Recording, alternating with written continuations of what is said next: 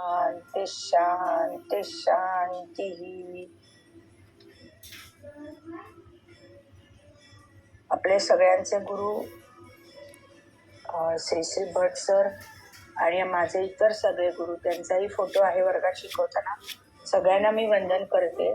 आणि आपले जे ग्रहयोग आहेत त्या ग्रहयोगांचा अजून एक दोन विषय आपण घेऊया.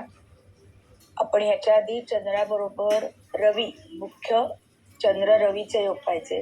त्याच्यानंतर चंद्र बुध घेतला, चंद्र शुक्र घेतला.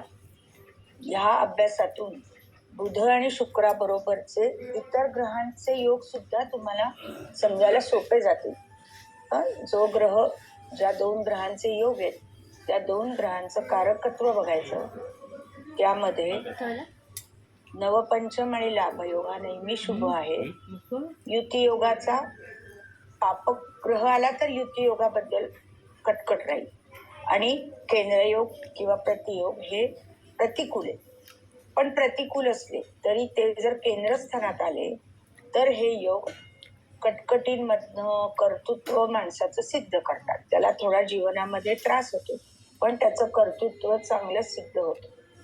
आणि नवपंचम योगामधले जर ग्रह आले तर साहजिकच नवम आणि पंचम ही शुभ स्थान असल्यामुळे आपण जसं म्हणतो की त्याच्या दैवातच आहे सगळं चांगलं, तसंच त्या बाबतीत घडत राहतं. आता आपले पुढचे जे योग आहेत ज्यामध्ये आपण ओळीत येतोय तसं रवी, बुध, शुक्र आणि आता नंबर आलाय मंगळाचा. तर हा जो मंगळ आहे ह्याबाबत आपण मंगळ ग्रह जेव्हा शिकलो तेव्हा खूप सविस्तर आपण बोललेलो. पण तरी सुद्धा मंगळाचाही आपण थोडा परत 1-2 मिनिटं विचार करू. चंद्राचा विचार तर मी तुमचा दरवेळी घेते. आणि मला एक वाचनात असं वाक्य आलं की पाणी का स्वभाव है बहना, म्हणजे आपलं जे बहना म्हणजे आपला जो चंद्र आहे त्या संबंधी आपण असं म्हणू शकतो, पाणी का स्वभाव है बहना और अग्नि का स्वभाव है जलना. तर हे दोन्ही गोष्टी ह्या योगात होतात. की मंगळ हा अग्नितत्वाचा असल्यामुळे आगी लागणं, जखमा होणं, भाजणं हे मंगळाचे योग. आणि हे चंद्र हा सायकोलॉजीशी निगडीत असल्यामुळे त्या माणसाची आपण म्हणू धुसफूस आतमध्ये चाललेली असते. तुम्हाला हे शब्द आता आपण नेहमीच्या बोलण्यात सुद्धा घेतो की मनाने धुसफूस यांची सतत आहे. तर ती कुणामुळे होते? अशा मंगळामुळे होत असते. परंतु कुठलीही गोष्ट, कुठलाही ग्रह आपल्यासाठी संपूर्ण अशुभ नसतो. त्यामुळे मंगळाची जी चांगली बाजू आहे ती सुद्धा आपल्याला पाहायला पाहिजे. त्यात त्यांनी असं म्हटलंय की मंगळ हा उच्च कुळ म्हणजे चांगल्या कुटुंबामध्ये जन्म. मंगळ एकत्र जर चंद्राबरोबर आला तर त्याचा जन्म हा उच्च कुळात होतो. साहजिकच त्याला लक्ष्मी प्राप्ती पण नेहमी होत असते. जेवढे चंद्रमंगळ योग आहेत त्यांच्याकडे लक्ष्मी प्राप्ती आहे हे लक्षात ठेवा. तसंच हा योग काय आहे, क्षत्रिय वर्ण असल्यामुळे मंगळाचा ह्या व्यक्तीकडे धडाडी आहे. तसंच काय पुरुष आहे. मंगळ हा ग्रह कसा आहे, पुरुष आहे. म्हणून पण तो काय आहे की स्वतःचं खरं करणारा आहे, हुकुमशाही आहे. पण तरी सुद्धा व्यवहार कुशलता त्याच्याकडे आहे किंवा फायदा कसा होईल हे बघायची त्याची सतत वृत्ती आहे. कष्टाची कामं करायची त्याची तयारी आहे किंवा प्रत्येक गोष्टीचं चांगलं रक्षण करण्याची पण त्याची प्रवृत्ती आहे. त्यामुळे आपण सगळं प्रतिकूल प्रतिकूल असं नाही म्हणायचं. तसंच मंगळाची जर तुम्ही साईन पाहिली तर असं एक सर्कल आहे, त्याला असा एक पुढे बाण दाखवलेला असतो. म्हणजे मंगळ हा काय आहे, चपळ आहे. त्याची जी मेष रास आहे ती पण चर आहे. तेव्हा मंगळ हा चपळ असल्यामुळे साहजिकच खेळाडू किंवा जिथे शारीरिक चपळतेची गरज आहे, शारीरिक ताकदीची गरज आहे, अशा साहसी खेळांना किंवा साहसी कामांना तो उपयोगी. त्यामुळे आपण दरवेळी असं म्हणायचं नाही की मंगळ हा प्रतिकूल आहे. हा चंद्रमंगळ योग, युती योग मात्र प्रतिकूल नक्की आहे. पण मंगळाची जी चांगली बाजू आहे ती थोडीफार तरी आपल्याला दिसेल. त्यात शरीराची सुदृढता आहे किंवा मर्दानी खेळाला तो अनुकूल आहे. ते आपण पाहायचं की ह्याला एखादा खेळ चांगला अवगत होईल का. महामंगळ उच्च राशीत म्हणजे मकरेचा सचिन तेंडुलकर यांच्या कुंडलीत आहे. तर असे जर योग आले तर ते खेळाडू पण घडवतील, गिर्यारोहक घडवतील, सैन्य दल घडवतील किंवा पायलट घडवतील. ते आपल्याला शोधावं लागेल. ज्या ज्या राशीत हे योग येतील त्याप्रमाणे आपण उत्तर काढू शकू. अग्नितत्वाच्या राशीत चंद्रमंगळ आला म्हणजे मेष, सिंह, धनु, तर मंगळाची ही जी कडक बाजू आहे ती वृद्धिंगत होईल. चंद्राच्या राशीत आला तर चंद्राची बाजू वृद्धिंगत होईल. तेव्हा आपल्याला राशीचा पण विचार करायचा. म्हणजे चंद्रमंगळ एकत्र जरी आले तरी ते कोणत्या राशी, मग त्याच्यानंतर कोणत्या भावात. काही भाव हे नैसर्गिकरित्या चांगले आहेत, त्यामध्ये कुठले भाव आहेत 5 आणि 9. काही भाव हे नैसर्गिकरित्या तुम्हाला स्वतःच्या पायावर उभं करायची ताकद देतात. ते भाव कोणते? पहिला, त्याहून कोणता मोठा? चौथा, त्याहून कोणता मोठा? 7वा, आणि त्याहून कोणता मोठा? तर 10वा. म्हणजे केंद्रस्थानातले चारही भाव हे एकापेक्षा एक जास्त बलवान आहेत, हे लक्षात घ्या. म्हणून कोणत्या भावात ग्रह हे पण आपल्याला पाहिजे. किंवा मग अशुभ भावात आले तर त्यांची डिग्री अशुभतेची किती आहे ते पाहिजे. मग ते नक्षत्रात कोणते आहेत ते पाहिजे. त्या ग्रहांची म्हणजे चंद्र मंगळ हे जर अष्टमात असतील किंवा व्ययात असतील तर ह्याच ग्रहांची महादशा येईल तेव्हा शक्यता आहे की त्यांना ह्यातले त्रास होतील. अष्टमात आले तर आरोग्य, वैधव्य, विधुरता किंवा जोडीदाराची दुखणी यासाठी बघायला लागते. व्ययात आले तर परदेश गमनात जाताना त्रास, व्हिसा न मिळणं किंवा कोर्ट कचेऱ्या होणं, पोलीस केसेस किंवा कामाच्या ठिकाणी काही कटकटी होणं, तर ते आपल्याला भावासाठी पाहिजे. कोणत्या भावात आहे? तसंच तुम्हाला भावचलित कुंडली पण शिकवली. मग हे ग्रह एक्झॅक्टली त्याच भावात आहेत का हे तुम्ही पाहू शकता. अष्टमात आहेत का बॉर्डर लाईनला आलेत मग ते सप्तमात जात आहेत, किंवा नवमाकडे गेलेत मग त्याची तीव्रता तशी बदलली, ते आपण शोधू शकतो. तसंच प्रत्येक राशीमध्ये किंवा ग्रहांमध्ये साधारण नक्षत्रांमध्ये प्रतिकूलता जी आहे ती नक्षत्र आहेत त्यात हे आलेत का.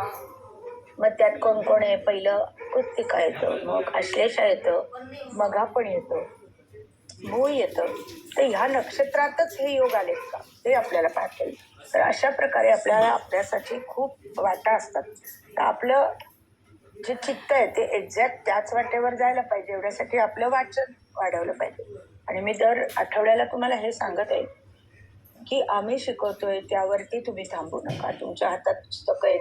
आता सरांच्या 2 पुस्तकांचं एकत्रीकरण झालेलं आहे, ते पुस्तक अवेलेबल आहे, ते तुम्ही वाचा. मग तुमचा हा दृष्टिकोन किंवा एक्झॅक्ट त्या प्रश्नाकडे तुम्ही जाऊ शकाल.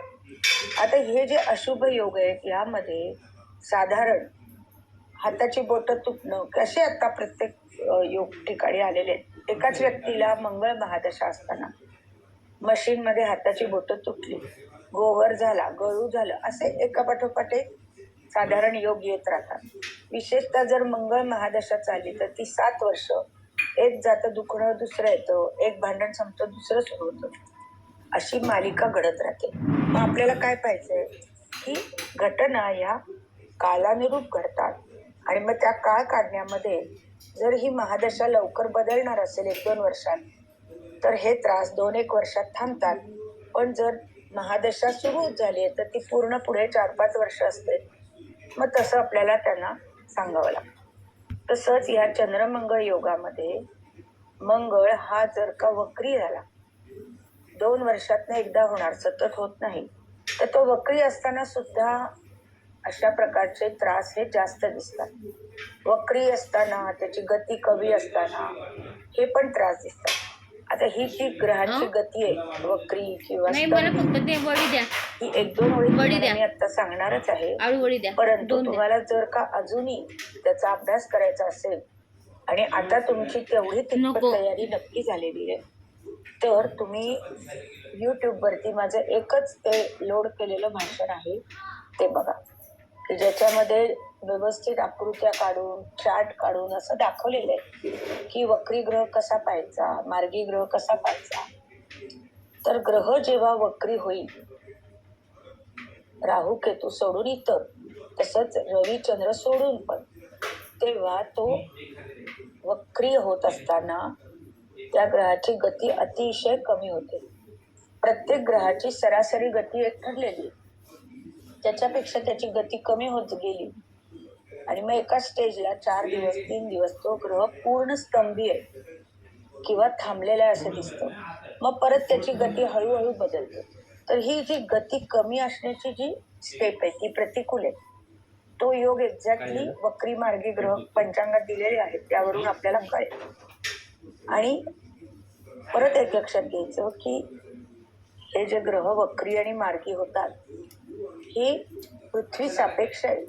प्रत्यक्ष आकाशामध्ये कुठलाही ग्रह कधीही असा मागे येत नाही. पण आपण जेव्हा पृथ्वी सापेक्ष ती बघतो गोष्ट आकाशात तेव्हा तो आपल्याला त्याच्या पुढे पुढे जायच्या ऐवजी तो असा आपल्याला मागे मागे येताना प्रत्यक्ष दिसतो. पण म्हणून आपण त्याचा अभ्यास हा कुंडल्यांमध्ये करतो. एखाद्याची कुंडली आहे आणि त्याच्यात मुळात कुंडलीत वक्री ग्रह असतील तरी त्याला वक्री ग्रह पुन्हा जेव्हा वक्री होत असतात त्यावेळी त्याला ती एखादी त्रासाची घटना घडताना दिसते. तर हे जे असे आश्लेषा कृत्तिका या नक्षत्रातले योग आहेत हे आपल्या एका श्रीदेवी हिच्या कुंडलीत आहेत. तिच्या घटना तुम्हाला सगळ्या माहिती आहेत. तर अशा प्रकारे आपल्याला वेगवेगळ्या घटना किंवा ह्याचा अभ्यास या वक्री ग्रहांचा चंद्रमंगळ एकत्र येण्याचा चंद्रमंगळ केंद्र योगाचा आपल्याला अभ्यास करतो. आता इथे काय हे पेज मी तुम्हाला देणार आहे. केंद्र योगामध्ये काय होईल साहजिकच एकतर चंद्राच्या चतुर्थ स्थानी मंगळ येईल. बघा चंद्रापासून मोजा चतुर्थात मंगळ चंद्राकडून आला की चतुर्थाच्या ज्या गोष्टी आहेत त्यामध्ये तो काहीतरी अडथळा आणेल. मग त्यात वाहन सुख आहे वास्तू आहे किंवा सायकोलॉजिकली त्रास होणं मन बिघडणं किंवा मानसिक दुखणं होणं आत्महत्येचे विचार येणं असं दिसेल.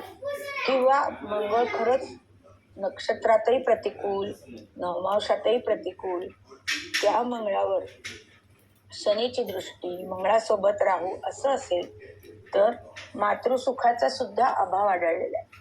तेव्हा चंद्राच्या चतुर्थात मंगळ ही थोडी त्रासदायकच गोष्ट असते. हा एक केंद्र चतुर्थ दशम आहे. दशम असे हा एक पण केंद्र होणार आहे म्हणजे चंद्राच्या दशमात मंगळ येईल. पण त्यावेळी काय होतंय तर मंगळाला जी चौथी दृष्टी आहे ना ती चंद्रावर येते. थोडा तिथे तो त्रास वाढला. पण हा मंगळ दशमस्थान म्हणजे व्यवसाय नोकरी याला अनुकूल राहील.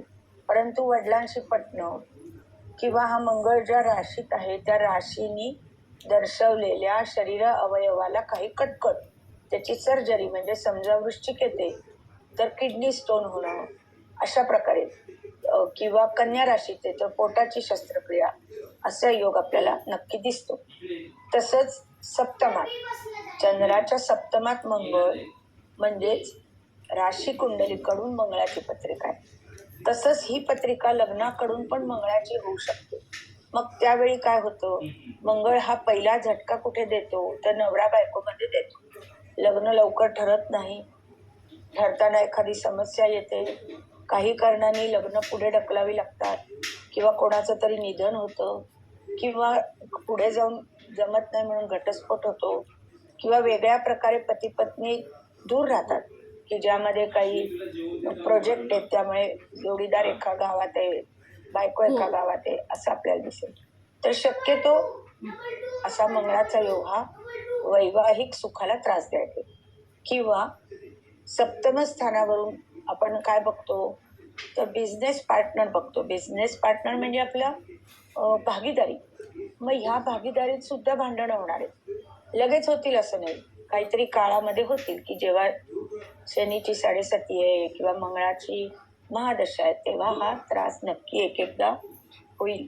तसंच सूर्याला देऊ नका मी म्हटलं तसं द्विभारी योग येणं दूरता येणं वैधव्य येणं असेही त्रास आपल्याला जास्त करून पित्त विकार हे मंगळामुळे होतात.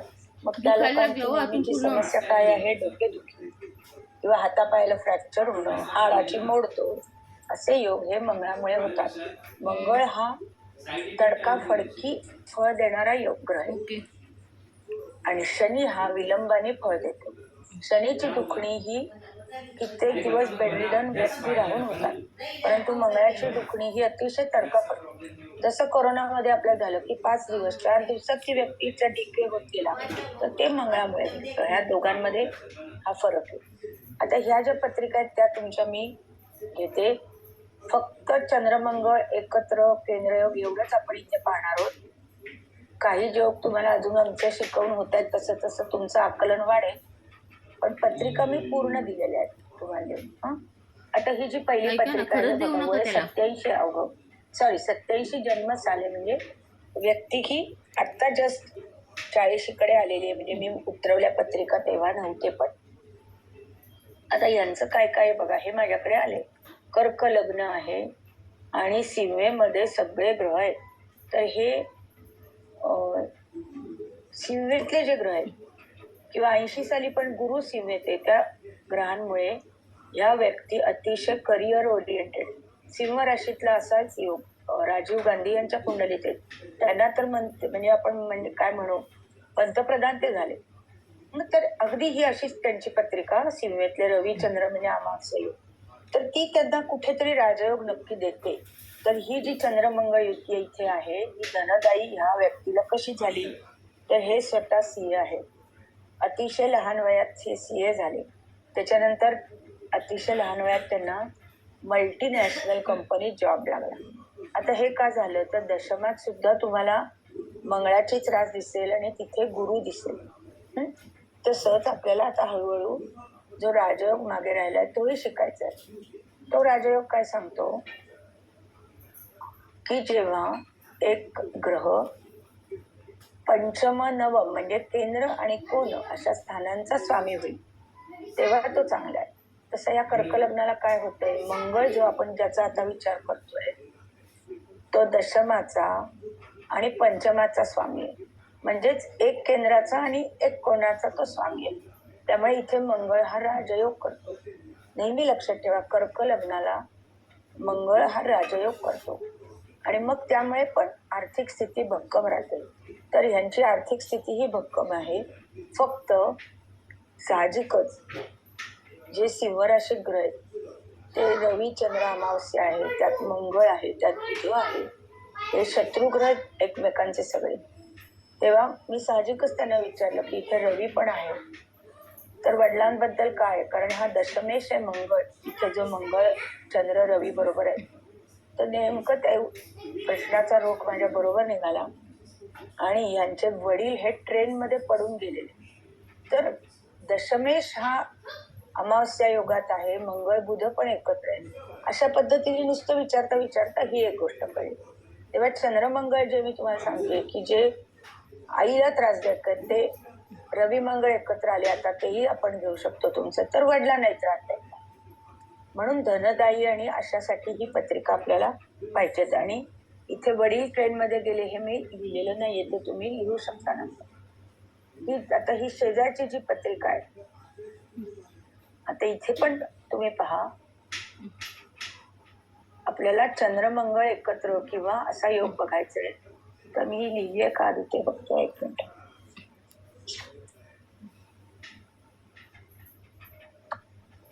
हा थांबा. आता ही जी पहिली पत्रिका आहे, पहिल्या पत्रिकेकडे या परत. तिथे अजूनही 2-4 गोष्टी तुम्हाला मी सांगायच्या राहिल्या. त्यात एक गोष्ट अशी आहे की अतिशय कष्ट यांना स्वतःला पडले. यांची आई चाळीत राहत होती किंवा स्वतः पूजा अर्चा करून यांनी शिक्षण घेतलं. बघा, दशमाचा गुरु हा एक असा आहे ग्रह जो व्यक्तीला धार्मिक कामांना पण गुंतवतो. तसं पण त्यांच्या बाबतीत होतं, ते तुम्हाला सांगायचं राहिलं. तसंच चंद्रमंगळ हा योग की ज्यामध्ये वैवाहिक जीवनालाही त्रास होतो. तर ह्या व्यक्तीचा साखरपुडा पण एक जेवढे ग्रह एकत्र आल्यामुळे पॉवरफुल झाले, तेवढा त्याचा प्रत्येकाचा कुठे ना कुठे एक एक त्रास त्यांना काढावा लागलाय. आता ही जी पत्रिका आहे इथे काय आहे, चंद्र मीने आणि आपल्याला मंगळाचा विचार करायचा आहे. 9 अंश चंद्र मीने बघा, 9 एक्झॅक्टली. आणि मंगळ पण धनुराशीत 9 अंश. म्हणजेच चंद्र मंगळ केंद्र कसा, तर चंद्राच्या दशमात मंगळ, आणि एकटा मंगळ नाही, मंगळ, हर्षल, शनी, बुध, नेपच्यून. साहजिकच हे कुटुंब स्थान आहे. हे ग्रह चंद्राच्या दशमात आहेत. म्हणून परत मी त्यांना विचारलं की तुमच्या वडिलांचं काय सांगा. तर इथेही काय काय झालं तर वडिलांची दृष्टी गेलेली, आई वडील अंध आहेत. तर ही एक घटना या व्यक्तीने पण मला सांगितली. तेही तुम्ही पाहाल, जन्मसाल हे लहान वयाचे लोक आहेत. तर चंद्राच्या दशमात मंगळ आला, तो केंद्रयोग झाला. त्या मंगळाबरोबर शनी आला, हर्षल आला. हे पापग्रह पण आहेत, एकटा पण नाही केंद्रयोग. तर आपलं लक्ष हे त्या मंगळाच्या कारवायांकडे जायला पाहिजे. आता तिसरी जी पत्रिका आहे, ही पत्रिका अशी आहे की ही बघा, जन्मतारीख 87 साल, वरची ऑगस्ट 87, खालची जुलै 87. आता इथे सुद्धा चंद्र मंगळ एकत्र कर्क राशीत आहेत आणि ते आहेत षष्ठामध्ये. तर इथे काय काय झालं, ही मुलगी प्रेग्नंट राहावी म्हणून तिच्या आईला खूप इच्छा होती की तिचं लग्न झालंय, 4 वर्ष झाली मॅडम, आणि नेमकी ती प्रेग्नंट असतानाच तिच्या आईला ब्रेन ट्युमर झाला. आणि मग ते ब्रेन ट्युमर काही बरा झाला नाही. आई आधी गेली, मुलगा नंतर झाला. तर हिच्या कुंडलीत असं का झालं, तर हिच्याही कुंडलीत चंद्र रवी एकत्र म्हणजे अमावस्या, त्यात मंगळ नीच राशीत असे योग आहेत. म्हणून मी तुम्हाला काय म्हटलं होतं की मंगळाची राशी पण बघा, मंगळ कर्केचा नीच राशीत आहे. तर त्याही पायी हे चंद्रमंगळ एकत्र आले की आपलं लक्ष अशा पद्धतीने त्या योगांकडे जायला पाहिजे. रवी चंद्र एकत्र आले म्हणजे आई वडिलांसंबंधी काही त्रास असू शकतो, हेही आपल्याला लक्षात यायला पाहिजे. आणि आता ही 87 म्हणजे अजूनही माझ्याकडे नेहमी मुलगी येते, आता पुण्यात राहते ही पण. आणि त्या वर्षभरात, त्या 6 महिन्यात तिच्या आईची तब्येत इतकी डेटिरियोरेट झाली की आई आधी गेली बिचारीची. आता ही जी पुढची पत्रिका आहे, चौथी, ही पण बघा, काय जन्मतारीख मी तुम्हाला दिलेली नाही कारण ही सेन्सिटिव्ह पत्रिका आहे.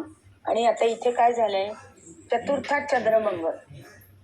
तर चतुर्थात चंद्रमंगळ म्हणजेच परत आपण जो विचार करतोय की सुखस्थानात ग्रह आले आणि चंद्रमंगळ हे मनाचा कारक असलेल्या चतुर्थात आहे. मग कोणाचा विचार काय सांगू शकतं का, कोणी कसा विचार तुम्ही कराल, फक्त एखाद्याने मला सांगा. नको, आता नंतर जेवे.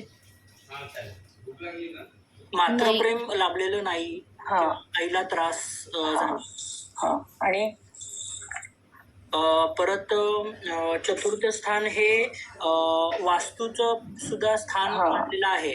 मग वास्तुप्रेम लाभलेलं नाही किंवा त्यांची इच्छा असेल की माझं घर होत नाहीये, तर त्याच्यामध्ये डिले असं होऊ शकतं. पण गुरु आहे सोबत, तर मे बी लेट होणार, म्हणजे त्यांचं घर झालं सुद्धा असेल किंवा लेट होईल. कारण की माझ्या मते गुरु हा परत जे वास्तू साठी वगैरे आपण उपयुक्त असा बघतो. तर त्रास आहे, पण थोड्या वर्षांनी म्हणजे एलॉंगेटेड त्यांना वास्तुसुख आहे किंवा असं आपण सांगू शकतो. पण आईला का माझा पप्पा. आता इथे काय झालंय, चंद्रमंगळ एकत्र आहे आणि तुम्ही बरोबर विचार केलाय, चतुर्थ भावाचा विचार केलाय. पण चतुर्थ भावावरून महत्वाची एक गोष्ट आपण अजूनही बघतो, मन, मातृमन असं आपण त्याचं नाव आहे. तर हे मनाचा तुम्ही एकही यातला योगाचा विचार आपण केला गेला नाही, नव्हते तसं. इथे मात्र चंद्रमंगळ एकत्र युतीत आहेत, 10 आणि 12 म्हणजे यांची युती आहे. मंगळ हा मिथुन म्हणजे बुधाच्या राशीला शत्रू राशीला असतो. मंगळ बुध एकमेकांचे शत्रू आहेत. शेजारची जी पत्रिका होती तिथे मंगळ नीच राशीत होता, कर्केचा. इथे मिथुनेचा मंगळ हा शत्रू राशीचा आहे. म्हणून पण, आणि ही जी व्यक्ती आहे यांनी लग्नानंतर 4 महिन्यात गळफास लावून घेतलेला आहे. चंद्रमंगळ एकत्र म्हणजे मानसिक ताणतणाव नक्की त्यांना होते. आणि स्त्री आहे आणि 88 ऑगस्ट 88 म्हणजे जन्मतारीख आहे त्याच्या आसपास, एक 20-22 वर्षाचं वय असेल. तर अशी ही पत्रिका आहे की त्याची तारीख, त्यामुळे मी तुमच्या इथे देत नाही का, ते डिक्लेअर मला करता येत नाही कारण हे सेन्सिटिव्ह विषय. कारण पंख्याला गळफास लावला म्हणजे कुठेही पोलीस केस वगैरे झालेले आहेत, म्हणून आपण ते घेत नाही. पण चंद्रमंगळ एकत्र, मंगळ शत्रू राशीचा, चतुर्थ स्थानाकडे केलं की 3 गोष्टी विचारूनच द्यायच्या. त्यात मानसिक दुखणं हे लक्षात ठेवा नेहमी. आणि आपल्याकडे लोक येतात ते जे सांगतात त्यावरून आपल्याला हा अंदाज येतो की यांचं मानसिक कटकट आहे का काही, आत्महत्येची प्रवृत्ती झाली. चंद्रमंगळ एकत्र असताना म्हणजे आत्महत्या, आत्मघात अशी प्रवृत्ती झाली. तर ती पण पत्रिका म्हणून अशा 4 तुम्हाला दिल्यात आणि 4ही लोक माझ्याकडेच आलेली आहेत, असं नाही मी कोणाचे दिले. म्हणून आता तुम्हाला जशा पत्रिका स्वतःला मिळणार आहेत तशा मला पाठवा की बघा मॅडम आमच्याकडे पण अशा पत्रिका आहेत आणि दिसतील किंवा शोधायलाही पाहिजेत. असे काही काही योग तुम्हाला दिसत असतील आजूबाजूला. आता आपण चंद्रमंगळापर्यंत आलोय. 10 मिनिटं आपल्याकडे अजून आहे. मॅडम, चंद्रमंगळ हा लक्ष्मीदायक पण असतो, मग ते कुठल्या परिस्थितीमध्ये असेल की आपण असं म्हणू शकतो की हा तर हे वरती बघ ना, सिंह राशीत ग्रह होते ना, ती राजयोगाचीच राशी. तिथे तुला धनस्थिती आहे, धनस्थानात आहे बरोबर. दुसऱ्याही पत्रिकेत ते योग सगळे धनस्थानात आहेत. धनस्थानात आहेत प्लस दोन्ही चंद्र आणि मंगळ दोन्ही मित्र राशीत आहेत. हा ते पण ते तुम्ही एक बघू शकता. सिंहेचा रवी स्वतःचा, तरी यांना पण मल्टिपल त्रास झालेले आहेत ना असं. मॅडम एक जी तिसरी पत्रिका आहे त्याच्यामध्ये तुम्ही सांगितलं की जे जातक आहेत ती प्रेग्नंट होती आणि त्यांच्या आईला त्रास झाला. तर हा जो त्रास आहे तो त्याच वेळेस का झाला याच्या पाठीमाग आपल्याला राहू कर्केत राहू होता. या गोष्टी झाल्या तेव्हा राहू केतू तिच्या राशीवर होते आणि तिच्या आईला पण 7.5ची जबरदस्त तेव्हा. म्हणजे तेव्हा माझ्याकडे तिच्या आईची पण पत्रिका यायची सतत. बर ओके ओके ओके. तिचं काय झालं माहितीये, डिसेंबर 18ला कर्केतच राहू केतू असतानाच तिची आई गेली. मला नक्की माहितीये. अरे बापरे. आता आपण बघू अशा पत्रिका येतील आपल्याकडे अजून बघायला. आणि मला तुमचं आयुष्य योग द्यायचा तेव्हा पण अशा पत्रिका आपल्याला एकत्र काही कॉम्बिनेशनच्या ह्या बघायच्या. आणि इथे सुद्धा ती जी तिसरी पत्रिका आहे त्यात मंगळ नीच राशीत आणि 6ष्ठ भावात पण आहे. म्हणजे आईचं सुख हे कमी दाखवतो बरोबर. तसा चतुर्थेशही येतो, शुक्र पण तिथे एकत्र आहे, शुक्र मंगळ. म्हणून तिचं लव्ह मॅरेज होईल असं मला खूप वाटत होतं, पण नाही झालं तेव्हा तिचं लव्ह मॅरेज. ओळखीतलं नंतर म्हणजे ओळखीतलं नाही, मॅरेज ब्युरोतनं झालं. त्यांना मी म्हणायची की अहो हिचं ओळखीतून लग्न व्हायची शुक्र मंगळ आहे म्हणून तुम्हाला वाटायचं, पण नाही झालं. का नाही झालं? कारण कुंभ लग्न आहे ना, कुंभ म्हणजे शनीचं लग्न एवढं घडवत नाही कधी काही, त्याला शुक्राची लग्न पाहिजे. मला या कुंडलीवरनं माझाही तोच अभ्यास झाला की मला असं वाटतं पण हिचं लग्न नाही झालं लव्ह मॅरेज. का तर जो कुंभ लग्न किंवा कुंभ लग्न असतं म्हणजे शनीची रास आली की तो तेवढा स्ट्रॉंग आणत नाही योग. शुक्राची रास असते तर आला. पण मॅडम मला असं वाटतं की सप्तमेश पण तिथेच आहे, हे कारण असू शकतं ना. ते आहेच ना. येस, नक्कीच ते कारण नक्कीच आहे. मॅडम पहिली जी पत्रिका होती त्याच्यात तुम्ही वडिलांबद्दल काय म्हणालेला? सॉरी मी ते नोट केलं नाही. अगं अरे म्हणजे ह्या मुलाचा हा स्वतः सी आहे, पण त्याचे वडील त्याच्या 10वीत तो असताना रेल्वेत पळून गेले. आता तुला मी जर जन्मतारीख दिली यावरनं 15 वर्ष वय ऍड कर की तुला ते वडील कुठल्या साली गेले ते कळेल आणि तू काढून बघू शकशील की हा स्वतः 10वीत असताना वडील गेलेले. तसंच आईला खूप कष्ट पडले. यांनी स्वतःनी पण पूजा वगैरे सांगितल्या. मग तो सीए झाला. एका मल्टीनॅशनल कंपनीत त्यांनी नोकरी केली, पण नंतर पुन्हा त्याचा साखरपुडा स्वतःचा या योगाने मोडला. पण नंतर लग्नही झालं त्याचं परत. झालं. आणि रवी हा सॉरी आता द्वितीय स्थानाचा म्हणजे तो मालक सुद्धा आहे. तर हे द्वितीय स्थान आपण मार्केश म्हणून सुद्धा बघतो. तर त्याचा काय असा इम्पॅक्ट म्हणजे मार्केश आला ना, म्हणजे धनस्थानातले ग्रह हे मार्केश असल्यामुळे इतके पण खूप सुखावं नसतात. ते टोचणी थोडी लावतात असं मला वाटतं. बाकी काही नाही, पैसा मिळतो पण टोचणी राहते. 11व्या स्थानात असतील तर नाही राहत. तर जरी मार्केश म्हणजे हा ग्रह स्वराशीत असला तरी सुद्धा त्रास असा होतो का? पण त्याची किंमत खूप आहे. कुटुंब स्थानात त्यासाठी त्याची किंमत खूप आहे. भरपूर आयुष्य चांगलं राहतं सगळ्यांचं. ओके.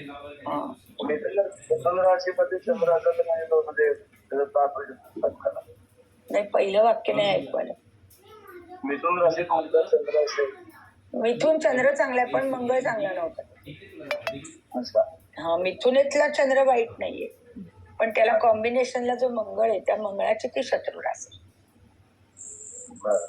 हा, आता आपण पुढे बघूया की चंद्र गुरु, आपण एक एक बरोबर रवी, चंद्र, बुध, शुक्र, मंगळ, आता आउटर प्लॅनेट मध्ये आपण गुरुपर्यंत आलो. तर गुरु काय काय आहे, गुरु आणि चंद्र यांचं नातं काय हे आधी समजून. तसंच गुरुचं तुम्ही कुणाशी पण मिलाफ करा तर तुमचं तुम्ही ग्रहयोग लिहून काढू शकता. गुरु चंद्र गुरु एकत्र येऊ दे, गुरु मंगळ, गुरु शुक्र, गुरु शनी, तरी तुम्ही आता ग्रहयोग तुमचे तुम्ही पण उतरवून काढू शकाल. आता पुन्हा आपण इथे चंद्राला घ्यायचंच आहे. चंद्र नसेल, रवी गुरु आले तर रवीचं जे कारकत्व आहे ते गुरु बरोबर जोडा, तरी तुम्ही तुमचा ग्रहयोग काढू शकाल. गुरु बरोबर कुणाशी पण युती ही नेहमी चांगली आहे, कारण गुरु हा एक आशावादी सत्प्रवृत्तीचा असा ग्रह आहे आणि जो धर्माने चालणारा, नम्र, रूढीप्रिय, म्हणजे त्याचं काम काय आहे, रूढीप्रियता, की मी माझ्या मातीशी, आपण काय म्हटलं, माझ्या मातीशी नाळ जोडून मी जे काय करायचं ते करीन. तर अशा प्रकारे तो एक रूढीप्रिय ग्रह आहे किंवा आपल्या धर्म संस्कृतीला तो जपणारा ग्रह आहे. मग त्याचं कॉम्बिनेशन कुणाशी झालं तरी सगळं चांगलंच घडतं. मग चंद्र गुरु येऊ दे, रवी गुरु येऊ दे, आणि कोणीही गुरु बरोबर जुळलं तर गुरु स्वतःचं चांगुल पण त्याच्या डोक्यावर मारतो. मंगळाबरोबर जमू दे, शनी बरोबर जमू दे, तर मग आपण गुरुलाच जास्त महत्व द्यायला पाहिजे. गुरु शनी असलं तरी माझ्या दृष्टीने गुरुलाच जास्त महत्व आहे. आणि हा गुरु जो आहे तो आकाश तत्वाचा आहे. आकाश तत्व काय देतो आपल्याला, आकाशाचा गुण आहे उपलब्धता देणं. आता तुम्ही एक असं नशीबवान लोक ठरला, आकाश तत्व कसं कामी येतं, तर आत्ता तुम्हाला अभ्यास अशा परमसीमेला तुम्ही आहात की अभ्यास खूप करायचा आहे आणि सरांची 2 पुस्तकं एकत्र करून एक पुस्तक आता उपलब्ध आहे. मग हा गुणच एक आकाशाचा गुण आहे की ह्या वस्तूची आपल्याला उपलब्धता नव्हती, जी आधीच्या बॅचला नव्हती, ती तुमच्या वेळी उपलब्धता झाली. ते आपण फक्त एक उदाहरण दिलं, अशी उदाहरणं खूप आहेत. अशीच उपलब्धता आपल्याला कुठे कुठे मिळते, कुठे कुठे आपल्याला आकाश तत्व उपयोगी आहे. म्हणजे ही संधी येते किंवा आपल्याला तो अवकाश प्राप्त होतो, आपण जसं म्हणतो तसं, किंवा की चांगले विचार सुचतील, चांगले गुरु भेटतील, अशा प्रकारच्या सगळ्या शुभ गोष्टी या गुरुमुळे होतात. किंवा नावलौकिक मिळणं, एखादं आपल्याला सन्मान चिन्ह मिळणं किंवा आपल्याला काही सत्कार होणं, असे योग हे गुरुमुळे येत असतात. तर असा हा चंद्रगुरु योग हा विजयी पण माणूस होईल या गुरुमुळे, त्याच्या वाट्याला विजय प्राप्त होईल जर त्याला गुरु त्याचा स्वतःचा चांगला आहे किंवा गोचरीने येणारा गुरु चांगला आहे. कारण गुरु हा ग्रह सत्वगुणी, सत्वगुणी ग्रह फार नाही, फक्त गुरुच आहे. रजोगुणी शुक्र आहे, पण गुरु फक्त सत्वगुणी आणि शुभ असं त्याचं कॉम्बिनेशन आहे. आणि त्याच्या वाट्याच्या ज्या राशी आहेत किंवा जे भाव आहेत त्याचा विचार करा की आपल्याकडे एक धनु म्हणजे नवम स्थान हे त्याच्या वाट्याला आहे. हे नवम स्थान कशाचं आहे, त्या नवम स्थानाचा श्लोक काय आहे, धर्मक्रियायाम ही भवेत प्रवृत्ती आणि भाग्योपपत्ती विमलंच शीलम. त्याच्यात त्यांनी महत्व कशाला दिलंय, तर तुम्ही तुमचं शील चांगलं आहे त्या नवम स्थानातून एवढं नक्की कळेल. मग नवम स्थानात कोणता तरी ग्रह यावा किंवा नवमाचा जो स्वामी गुरु त्याच्याबरोबर कोणता तरी ग्रह यावा, हे असे साधे साधे आपल्याला योग सांगता येतात. तर जसं नवम स्थानामध्ये कोणताही ग्रह पडू त्याची किंमत सुधारते, तसं गुरु बरोबर कोणताही ग्रह येवो त्याची किंमत सुधारेल. चंद्र आला, चंद्र काय देतो, मानसिकता देतो की मनाने मी उल्लसित आहे, आनंदी आहे, सर्वांशी मला मिळून मिसळून वागायचंय, माझा विचार आशावादी आहे, ते मी इतरांमध्ये भिनवायचा प्रयत्न करते, असे चांगले योग हे गुरुमुळे येतात. तसंच गुरु हा विद्येचा कारक असल्यामुळे ती व्यक्ती ही विद्यासक्त असते की तिला वाटतं मला हे शिकायचंय, मला ते शिकायचंय. विद्या गुरुच्या अखत्यारीत कोणत्या आहेत, तर शब्द गुण आहे गुरुकडे. त्यामुळे भाषा, संस्कृत भाषा किंवा जी गुरूंची आपण म्हणतो भाषा आहे त्याची त्याला आवड राहते. तर अशा प्रकारे एक सत्प्रवृत्ती आणि चांगल्याच गोष्टी देणारा असा हा ग्रह आणि हा योग आहे. तसंच हा जो योग आहे हा मोक्ष स्थानाचा पण योग आहे, कारण की साहजिकच गुरुची दुसरी जी रास आहे मीन, ती मोक्षाची रास आहे. तिला दरवेळी व्ययाची रास म्हणून आपण वाईट नाही टाकायचं, तर ती आपली मोक्षाची रास आहे. मग मोक्ष म्हणजे काय? मोक्षाची आपल्या हिंदू धर्माची काय कल्पना आहे की पुन्हा पुन्हा मला जो जन्म मिळतोय की ज्यात मी किडा मुंगी हत्ती हरिण कोळी पण होते, तिथपासून मला मनुष्य जन्म तरी मिळाला. आता मनुष्य जन्मामध्ये या जीवन चक्रातल्या जन्मांची मला आता नकोय, हा परत असा वेगवेगळा जन्म नकोय. मग आपण त्याला काय म्हटलंय? हा मोक्ष. म्हणजेच पुन्हा पुन्हा कुठला तरी जीव म्हणून मला देवा जन्माला घालू नको. त्याला आपण म्हणतोय आपल्या सोप्या भाषेत की ती मोक्ष प्राप्ती आहे. मग मोक्ष प्राप्ती ही हा गुरु सांगेल. म्हणून व्ययस्थान हे गुरुच आहे की ते परदेश गमन आहे, उच्च शिक्षण आहे, तसंच काही वेळा बाहेर राहून शिकणे, ते सगळं त्यात एकत्र आहे. पण व्ययस्थान हे पहिलं आधी मोक्षाचं स्थान आहे हे विसरायचं नाही. जे जे आपण भाव शिकलो, जे जे योग बघतो, त्यात आधी जे चांगले त्याचाच विचार करायचा. तर तुम्ही सकारात्मक ज्योतिषी म्हणून वावराल. नाही तर तुम्ही ज्याला त्याला नाही नाही नाही नाही हे चांगलं नाही ते चांगलं नाही असं सांगत नाही. तर ही आधी प्रवृत्ती आपल्या स्वतःमध्ये आपण भिनवली पाहिजे. आणि गुरु हा काय आहे? प्रारंभीचं तत्व आहे. आणि असं प्रसरण गुरुची जी प्रवृत्ती आपण दाखवली ती प्रसरण करणारी आहे. तेव्हा तो आपल्यातल्या गुणांना चांगला वाव मिळून प्रसरण करतोय गुणांचं. त्यामुळे तो गुण हा चंद्राबरोबर जर मिळाला तर त्याची मानसिक ताकद चांगली राहील, मनाने ती व्यक्ती चांगली राहील, किंवा मनाने त्याला काही शिकायचंय, पांडित्य मिळवायचंय असं त्याला वाटेल. त्यामुळे हा चंद्रगुरु योग अतिशय चांगला. जिथे ही युती आहे त्यात एक उत्तम कुंडली आपण नेहमी घेतो ती श्रीरामांची आहे. एकवचनी, एक पत्नी किंवा राजा, प्रजेस प्राधान्य दिलेला राजा असं त्याचं जे नावलौकिक आहे तो त्या गुरुमुळे. तर चंद्रगुरु आणि कर्क राशीतले हे नेहमी श्रीरामांची कुंडली अभ्यासाची. तसंच चंद्रगुरु नवपंचम योग म्हणजे शुभ योग हा इंदिरा गांधींच्या पत्रिकेत आहे. चंद्रगुरु नवम स्थानात हे लोकमान्य टिळकांच्या कुंडलीत आहे. चंद्रगुरु एकत्र श्रीकांत जिचकरांच्या कुंडलीत आहे. तर असे खूप कुंडल्या, म्हणजे त्याशिवाय आपला अभ्यास होणारच नाही. तर असे आपण सगळ्या या चंद्रगुरुच्या बघणार आहोत. काही इथे मला वाटतं मी दिलं सोनपंत दांडेकर म्हणजे गुरु, सद्गुरु म्हणून पण. तर अशी आपण पत्रिका घेणारे, मी घेणारे 4 पत्रिका मी तुमच्याही राशीत घेणारे. तर ह्यातल्या चांगल्या चांगल्या ज्या गोष्टी आहेत त्या गुरुच्या कशा कशा येत आहेत? तर अग्नितत्वाची रास आहे 1, 5, 9 कोणत्या राशीत आहेत? मग अग्नितत्वाची रास आली की अग्नीकडे ते गेले योग. मग ते कसे होणार? तडफदार, धमक आणि अधिकार देणारे योग. पृथ्वी तत्वाच्या राशीत गेले की काय होईल? संग्रह आहे, वस्तूंचा संग्रह. आपण म्हणतो वेगवेगळं त्याला संग्रह केलाय, नाण्यांचा संग्रह आहे, छोट्या वस्तूंचा संग्रह आहे, काय शंखाचा संग्रह आहे. त्या वस्तूंचा संग्रह करणं, पुस्तकं बाळगणं असा आवड आहे. तो पृथ्वी तत्व म्हणजे गोळा करणं, एकत्र करणं. आणि व्यापार आहे मुख्य. तर व्यापाराचं काय काम आहे? तो स्वतः काही उत्पादन नाही करत, काहीच बनवत नाही, पण तो इथली वस्तू घेऊन तिकडे विकतो आणि त्यातलं कमिशन, मग हे कमिशन एजन्सी ही पृथ्वी तत्वाकडे आहे. किंवा पृथ्वी तत्व हे धनदायी आहे. पृथ्वी तत्वाच्या राशी पाहिजे 2, 6, 10 या धनस्थानासाठी वापरतात. मग त्यासाठी हे पृथ्वी तत्व उपयोगी आहे. वायू तत्वाच्या राशीत काय आहे? बौद्धिक आवड आहे, लेखन आहे, किंवा साहजिकच ते प्राध्यापक आहेत, कॉलेजात गेस्ट लेक्चर आहेत असं दिसेल. मग कोणत्या राशीत आहेत ते आपल्याला पाहिजे. की वायूची रास आली की मग आता ती पटपट पटपट त्याला पुढे पुढे नेणार, वायू ढकलणार त्या माणसाला पुढे. आता जलतत्वाची रास घ्यायची. जलतत्वाच्या 4, 8, 12 मध्ये 12 ही तशी रास परदेश गमनाची आहे, दूरच्या प्रवासाची आहे.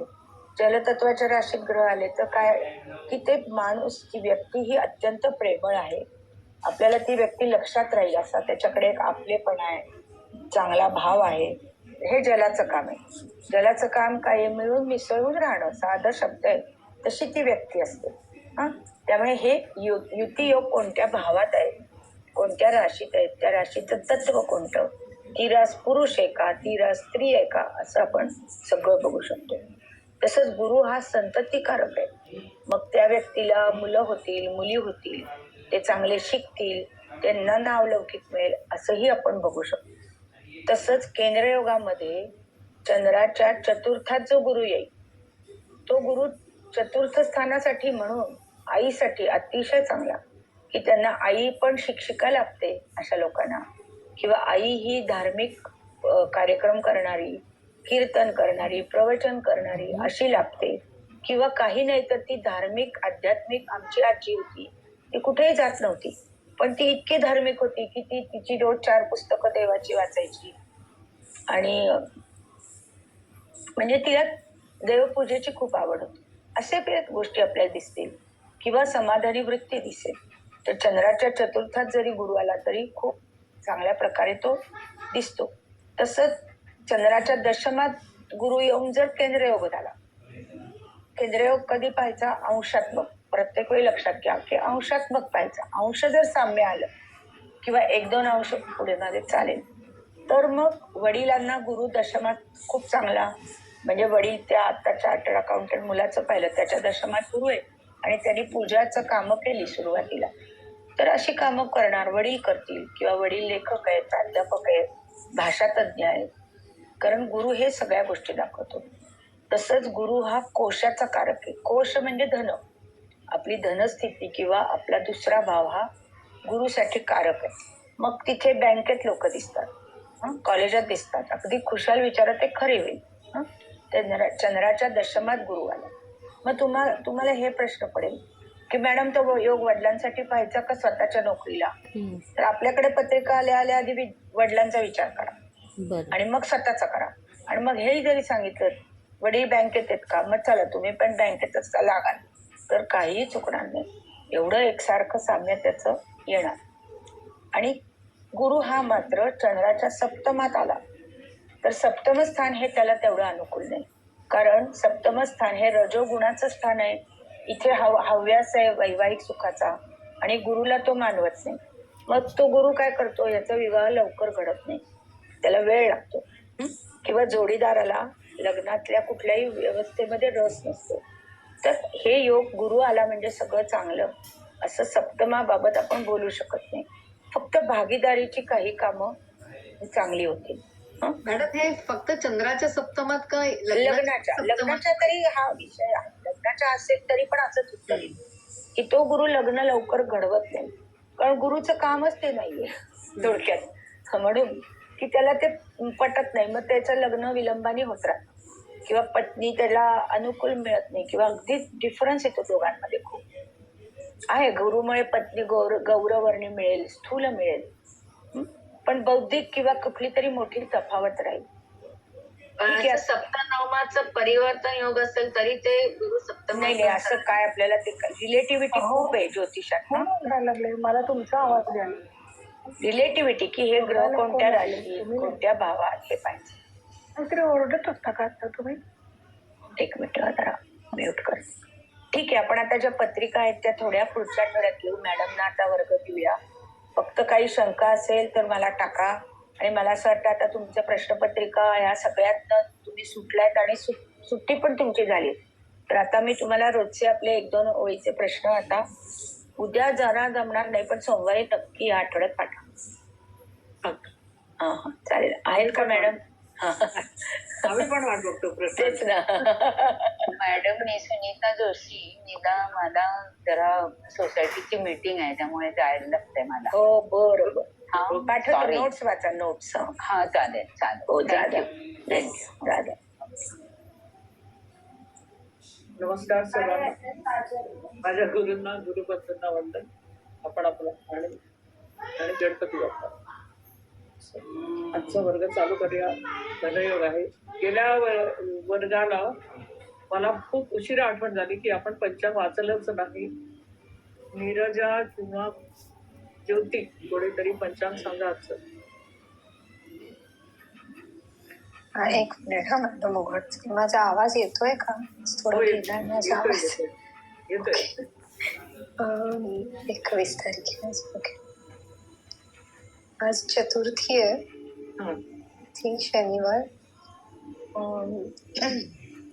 रेवती नक्षत्र 7 वाजेपर्यंत होतं. आता अश्विनी नक्षत्र सुरू झालं संध्याकाळी 7 वाजेपर्यंत. शुभ योग नको होता, म्हणजे आता सोबतच जेवण होतं. शुक्ल योग सुरू झाला. शुभयोग अगदी चतुर्थी पासून म्हणजे चतुर्थी पण 1 वाजून 1 हो मिनिट 1 वाजून त्यामुळे आता कोणाचा पंचमी. जन्म असला तर आपण 25 पंचमी लिहिला. 25 हो. पुढे करण बवकरण सुरू का? आणि 7 नंतर मेष राशी हो म्हणजे आता मेष राशी सुरू आहे. सुरू आहे. ठीक. गेल्या वेळेस मला खूप संपता आठवण झाली. तोपर्यंत बेंदूर वाडपचा वर्ग होता. ठीक आहे. आज आपण आधी अरविंद मफतलाल यांची कुंडली घेणार आहोत धनयोगात. आता 2 कुंडल्या खूप स्लो घेतल्यामुळे तुमच्या लक्षात आलं असेल आणि तुम्हाला एक आठवडा पण मिळाला की ज्या मी कुंडल्या टाकल्या होत्या आधीच, तर त्याच्यामध्ये तुम्ही पाहिलं असेलच असं वृद्ध, कारण तुम्हाला पुरेसा वेळ मिळालेला आहे. तर या अरविंद मफतलालांची कुंडली 27/10/1923 साली जन्म, सायंकाळी 17 मुंबई. मीन लग्नाची कुंडली आहे. डायरेक्ट मी वाचते आणि त्यानुसार जे काही विश्लेषण असेल ते आपण बोलू. लग्न मीन, मकर या पृथ्वी नवमाशी आहे. कुंडल्या दोन्ही टाकलेल्याच आहेत, राशी कुंडली आणि लग्न कुंडली. आता लग्न आणि लग्नेश हे मी आधी बरेच वेळा बोलले आणि पुढेही अनेक वेळा त्याचा उल्लेख होईल. कुठलीही कुंडली सोडवायची असते तरी सुद्धा सुरुवात नेहमी लग्न आणि लग्नेश याच्यानीच करायची. अगदी मृत्यूची कुंडली सोडवायची असेल तरी सुद्धा जन्मापासून सुरुवात करायची असल्यामुळे लग्न आणि लग्नेश ही पहिली 2 वाक्य ही कायमस्वरूपी त्याच क्रमाने येतील हे लक्षात घ्यायचं. आणि मग पुढे जो प्रश्न विचारला असेल त्याच्या भावेशानुसार कुंडलीची उत्तरं लिहायला, म्हणजे तशी सवय लागायला हवी आपल्याला. म्हणून लग्न मीन, मकर या पृथ्वी नवमाशात लग्नेश आणि तोच दशमेश सुद्धा आहे. गुरु भाग्यात उच्च नवमाशी आहे. धनसहम काढायला शिकलोय आपण, तो खाली काढून दाखवलाय सगळ्यात खाली. चंद्र 1/9/42, रवी 6/10/14 म्हणजे 6/29/28 आणि त्याच्यात लग्न अधिक केलं की लग्न आहे 11/20/9, तर ती बेरीज झाली 6/19/37 म्हणजे तूळ राशीत धनसहम आला. फक्त ह्याच्यात मी धनसहम केलेला होता बहुतेक आहे, म्हणजे ती खूण द्यायची, खूण त्या राशीमध्ये काढायची, म्हणजे आपल्याला लक्षात येईल की धनसहम कुठल्या भावात आहे, कुठल्या राशीत आहे. तर धनसहम अष्टमात आणि तो शुक्राच्या युतीत येतो, कारण शुक्राचे अंश आहेत 22 आणि आपला धनसहम आला 19 अंश, म्हणजे 19 आणि 22 शुक्राच्या युतीत आलेला धनसहम आहे आणि तो अष्टमात आहे. अष्टमातनं आपण कुठला पैसा बघतो, कारण ही सगळी धनस्थान आहेत जी आपण आधी पाहिली ती 2 पितृ अचानक धनलाभ, अचानक धनलाभ आणि पितृ अचानक आणि पैतृक संपत्ती, लॉटरी पण येऊ शकते ना ह्याच्यात. वारसा हक्काने येणारी संपत्ती. त्याच्यामुळे ह्या मफतलाल ग्रुप ऑफ इंडस्ट्रीज जे काही आले ते त्यांना वारसा हक्काने मिळालेला आहे. त्याच्यातला आणखीन एक भाग नंतर हे सांगते तुम्हाला, विषय येईलच. चंद्र वृषभ या पृथ्वी राशीतच उच्चीच आहे. म्हणजे आता म्हणाले की पृथ्वी तत्वाचं धन कसं असेल तर साठवणूक, गुंतवणूक, गोळा करणं, संग्रह करणं. तर हा पृथ्वी इकडे तिकडे, म्हणजे लग्न सुद्धा पृथ्वी नवमाशात येत आहे, चंद्र सुद्धा पृथ्वी राशीत आहे आणि असल्यामुळे उच्चीच आहे. लग्नेश दशमेश गुरु, लग्नेश आणि दशमेश गुरु पंचमेश चंद्राच्या अन्योन्य दृष्टीत आहे, म्हणजे गुरु दृष्टी चंद्रावर आणि चंद्राची गुरु. धनेश मंगळाच्या दशमावर दृष्टी. आता या कुंडलीत धनेश म्हणजे द्वितीयेश मंगळ आहे आणि तो सप्तमात असल्यामुळे त्याची दशमावर, लग्नावर आणि धनस्थानावर दृष्टी येते. धनेश भाग्येश मंगळ कन्या या अर्थतत्वाच्या राशीत आणि मेष या स्वनववाशीत, म्हणजे निश्चितच बलवान झाला. धनेश आणि भाग्येश मंगळ आहे कन्या या अर्थतत्वाच्या राशीत आणि मेष या स्वनववाशीत. म्हणजे काही प्रमाणात आपण कन्येचा मंगळ म्हणून जरी शत्रू राशीत धरला तरी तो स्वनववाशी असल्यामुळे तो त्याच्यापेक्षा वरची म्हणजे नीचीच्या पेक्षा किंवा अनिष्ट फळापेक्षा तो निश्चित काही अंशाने शुभ फळ देईल, कारण तो स्वनववाशात म्हणजे बलवान आहे. म्हणून स्वनवंश म्हणजे दोन्हीकडे तेच ना, म्हणजे ज्या राशीत मूळ कुंडलीत आहे त्याच राशीत तो नवमांशातही आहे, म्हणजे स्वनवंश ना. नाही नाही नाही, मग इथे मंगळ तो वर्गोत्तम होणार ना. तो वर्गोत्तम इथे ज्या राशीत आहे ज्या राशीत आहे त्याच नवमांशात आला तर तो वर्गोत्तम होतो. पण इथे तो कन्या राशीत आहे आणि मेष नवमांशात आहे, हे वेगवेगळं आहे. कन्या राशी आपण सुरुवातीला बघितली की ती शत्रू राशीत आला. मॅडम इथे मेष नवमांश दिसतोय का मंगळ?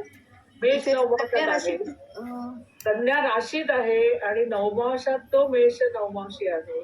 दोन वेगवेगळ्या गोष्टी आहेत.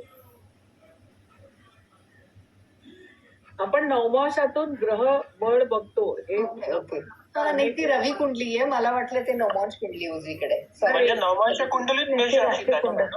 हो हो, नवमांश कुंडलीत तो एक या आकड्यात येईल. मी इथे लिहिली नाही, पुढच्या नाही मी सॉरी मी ते ना नाही हरकत नाही. फक्त नवमांशाची सवय अशासाठी करायला हवी की ग्रह किती बलवान आहे किंवा कमी बलवान आहे हे समजतं. म्हणून इथे मी सध्या दोनच कुंडल्या घेतल्या आहेत, की लग्न कुंडली आणि राशी कुंडली. पुढच्या एका ह्याच्यामध्ये मी नवमांश कुंडली पण मांडले, ती पण घेऊ आपण. आणि तशी मांडायची पद्धत स्वतःला करून घ्यायला काहीच हरकत नाही. ठीक आहे, आम्ही 3-3 कुंडल्या मांडतो किंवा आपल्याकडे ते पुस्तक असतं पत्रिकेचं, त्याच्यामध्ये सुद्धा 3 वेगवेगळ्या पत्रिका मांडलेल्या असतात आणि त्या योग्य आहेत. म्हणजे इथे आपण पटकन करू शकतो किंवा हा भाग वेगळा किंवा करता येतं. पण नवमांश कुंडली जर गडबड होत असेल तर जशी आपण राशी कुंडली फिरवता येते तशीच नवमांश कुंडली बाजूला लिहिणं अजिबात चूक नाही, की जेणेकरून आपल्याला ते पटकन आकलन होईल. तो स्वनवमांशी आहे. कन्या या नीच राशीत असला किंवा शत्रू राशीत असला तरी सुद्धा तो स्वनवमांशी असल्यामुळे निश्चितच बलवान स्थितीत आहे. धनेश हाच भाग्येश आहे. धनेश पण मंगळ आहे आणि भाग्येश पण मंगळ आहे. त्याचा पंचमेश चंद्राशी त्रिकोण योग होतो. मंगळ आणि चंद्र हे एकमेकांच्या नवपंचम योगात आहेत, म्हणजे त्रिकोण योगात आहेत. दोन्ही नावं एकच. हा, नवपंचम योग म्हणजेच त्रिकोण योग. तर धनेश आणि पंचमेश म्हणजे दोन्ही चांगल्या भावाचे अधिपती आणि त्यांचा एकमेकांशी शुभयोग झालेला आहे. तो निश्चितच इकडे जास्ती फळ मिळवून देणारा राहील. षष्ठेश रवी अष्टमात आहे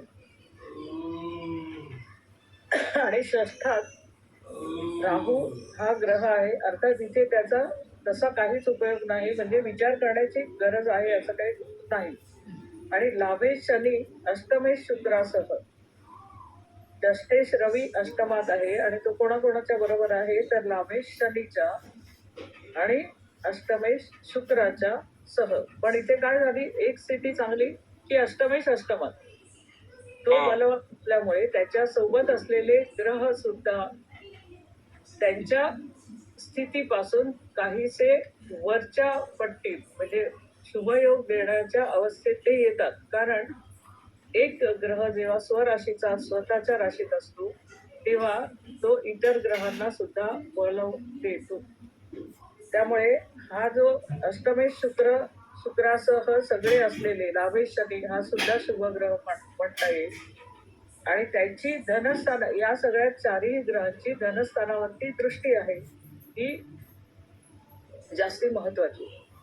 आणि अष्टमेश शुक्र अष्टमात ते मगाशी म्हटलं की तो स्वगृहीचा असल्यामुळे निश्चितच तो शुभ फलदायी आहे. लाभेश शनीची दशमावर पण दृष्टी आहे.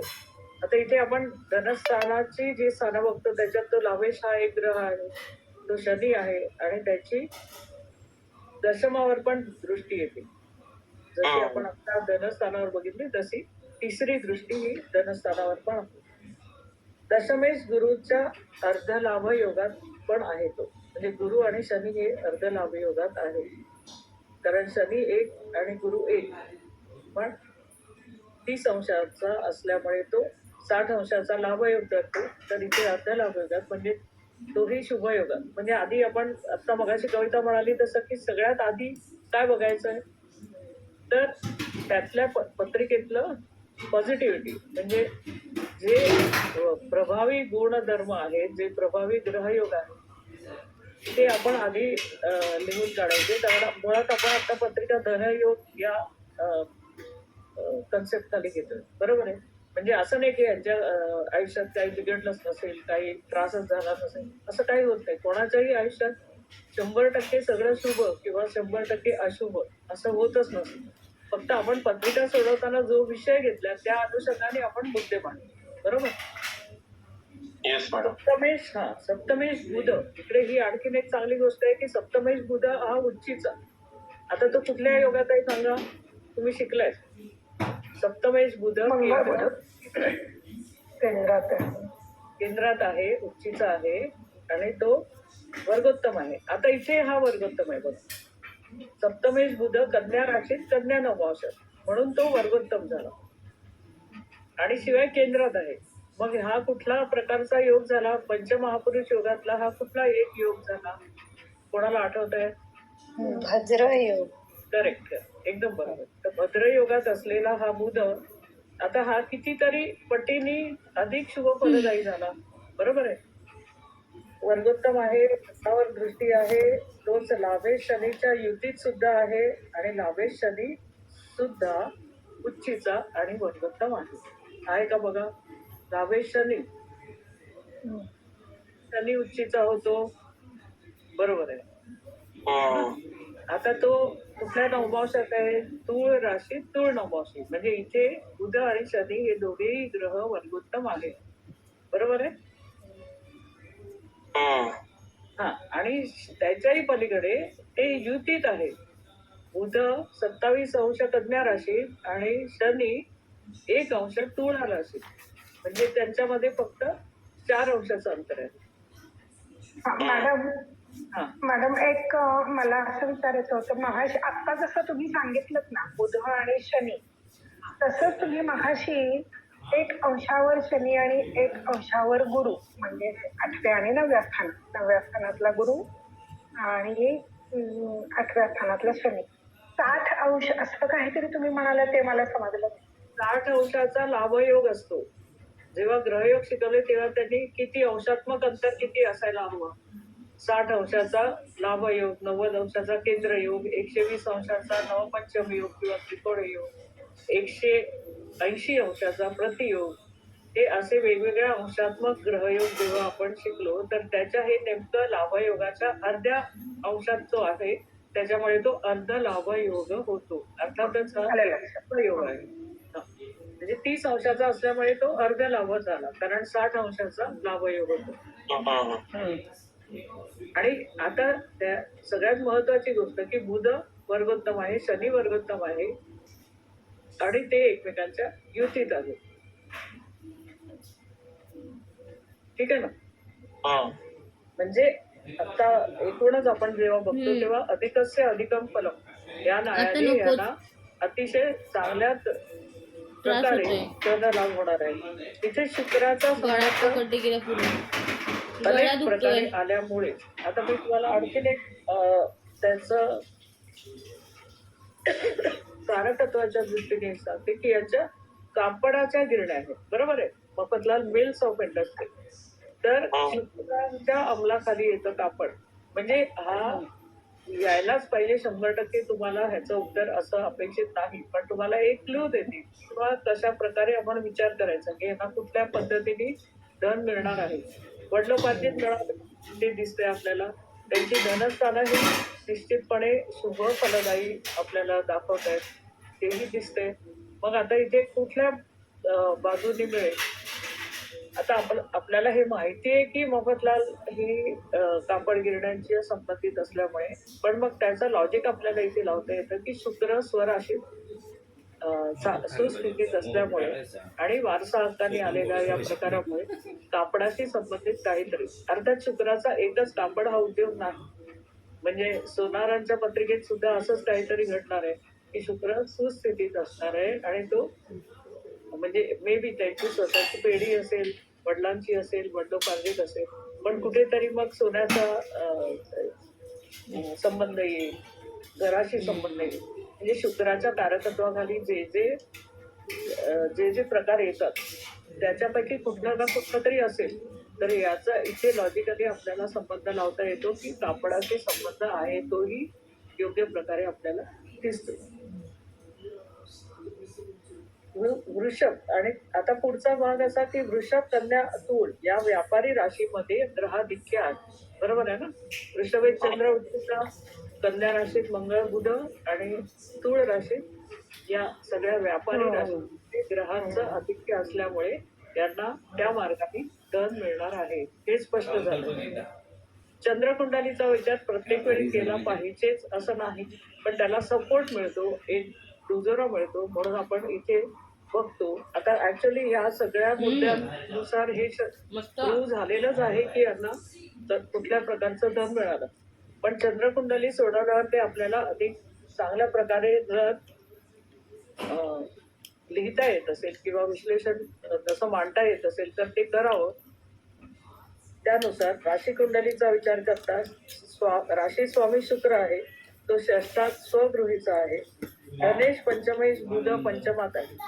धनेश आणि पंचमेश हा बुध आहे आणि तो पंचमात, म्हणजे इथे सुद्धा चांगलं स्थान त्याला मिळालेलं आहे.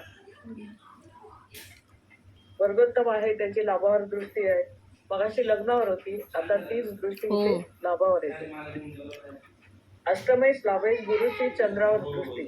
मगाशी सुद्धा आपण गुरु चंद्राची एकमेकावर दृष्टी राहणार आहे, पण इथे वेगळी स्थानं आल्यामुळे त्याचं उल्लेख आपण वेगळ्या प्रकारे केला की गुरु हा कोण आहे, अष्टमेश आणि लाभेश आहे या चंद्रकुंडली, आणि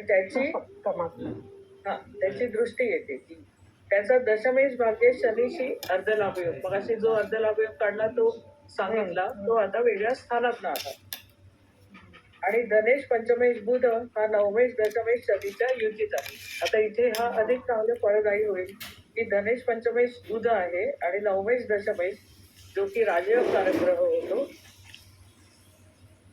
आता एक दोन ओळीत वेगळं सांगू शकते की मगाशी कर्क लग्न आणि सिंह लग्न यांना राजयोगी मंगळ असते, तर इथे शुक्राच्या लग्नाला म्हणजे वृषभ राशीला शनी आणि शनीच्या राशीतला शुक्र हे राजयोगी ग्रह आहे.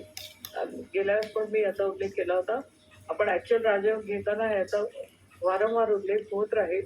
पण आता इथे शुक्राची रास आहे आणि त्या शुक्राच्या राशीला शनी हा राजयोगी ग्रह आहे, कारण तो एक केंद्र आणि एक कोणाचा अधिपती. दशम केंद्र आणि नवम हे कोणस्थान आहे आणि त्याचा अधिपती शनी, म्हणून शुक्राच्या कुठल्याही लग्नाला शनी हा नेहमी राजयोगी ग्रह राहतो. त्यानुसार धनेश, पंचमेश, बुध आणि नवमेश, दशमेश शनी हे एकमेकांच्या युतीत असल्यामुळे त्यांना अधिक चांगलं फळ मिळणार आहे. या अरविंद मोफतलाल यांना कुंडलीकर. बरं, दशमेश शनी हा सुद्धा षष्ठात उच्चीचा. आता इतरांना षष्ठ स्थान जरी चांगलं नसलं तरी आपण म्हणतो की पापग्रह 6, 10 आणि 11 किंवा उपचय स्थानात पापग्रह शुभ फलदायी असतात. त्यानुसार इकडे सुद्धा शनी शुभ फलदायी होणार आहे आणि त्याची अष्टमावर दृष्टी पण आहे. आता धनसह तुळे अष्टमात आलेला आहे, त्यामुळे यांना वारसा हक्काने हे जर काही संपत्ती मिळाली त्याचा स्त्रोत हा अष्टमात आला, म्हणजे वारसा हक्काने आला. अशी ही अरविंद मोफतलाल यांची कुंडली. ओके, त्याच्या पुढे आपण घेऊया. अंबानींची कुंडली घेतली आपण, डॉक्टर नारळीकरांची कुंडली घेतली.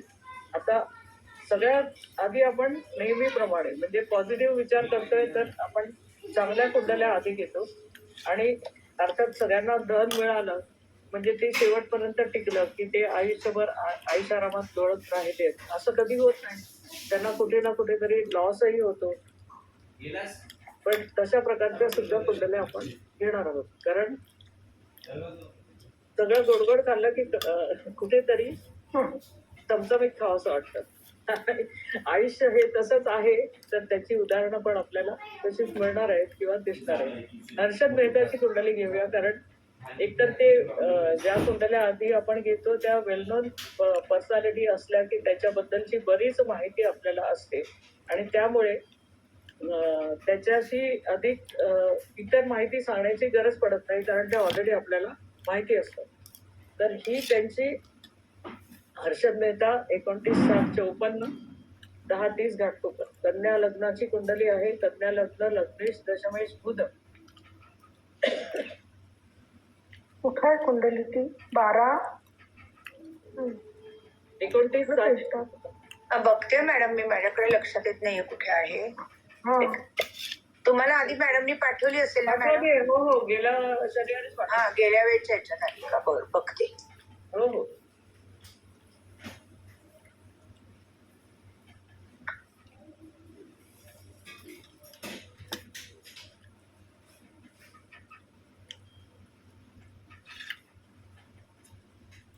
नसेल तर आता पाठवू का?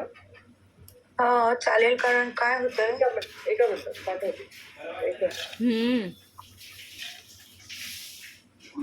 कमी झाला गळा दुखणं. हर्षद मेहताची म्हणता तुम्ही कुठली? गळा दुखणं हर्षद बंद झालं. मेहताची हवी आहे त्याला. हा, दाखवा असली तर दाखवा. किंवा मी आता लगेचच पाठवते. सापडली हा, मिळाली ग. हो मस्त झालं. पण वडे तर मला फार आत्ताच्या आवडला. कुंडलीमध्ये मी धनसम वगैरे काढलाय. मला वाटतं तो गेल्या वेळेस नव्हता मिश्रण काय पाठवला. भारी होतं ते. हे 2 ठिकाणी होती ती, हरकत नाही. कुठली दाखवा. येतो नवीन पण घेतो. परफेक्ट झालं. हो चाल. नाव लिहिले का त्यावर? हो, लिहायला काय हरकत नाही. हर्षद मेहता जाहीर व्यक्ती होती. मला पसलं असतं तर मी किती काढले असते. आता सापडली म्हणजे पाठवलेली दिसते आता. हो हो, आत्ताही पाठवली, आधीची पण आहेच, हरकत नाही. पण आता मी धनसम लिहिलेलं आहे ते पान पाठवलं. गेल्या कुंडलीत पाठवलं नव्हतं, म्हणजे त्याच्यात लिहिलं नव्हतं. कुंडली लिहिली आहे मी पूर्ण, धनसम काढून नव्हतं दाखवलं. यांचं कन्या लग्न आहे. लग्नेश दशमेश बुध दशमात, म्हणजे ही निश्चितच सुस्थिती आणि केतूच्या युतीत आहे. राहू केतू बद्दल एक गोष्ट अशी आहे की राहू केतू ज्या ग्रहांच्या सान्निध्यात असतात त्याप्रमाणे फलं देतात. रात्री जेवेल आता. केतू आहे म्हणून तो खाली आणेल वगैरे असं काही होऊ शकतं, पण तो धन देताना धन हा देणारच. जसं आपण म्हणतो की स्वकर्तृत्वाने धन मिळतं, ते स्वकर्तृत्वाने गमावतात असंही होतं.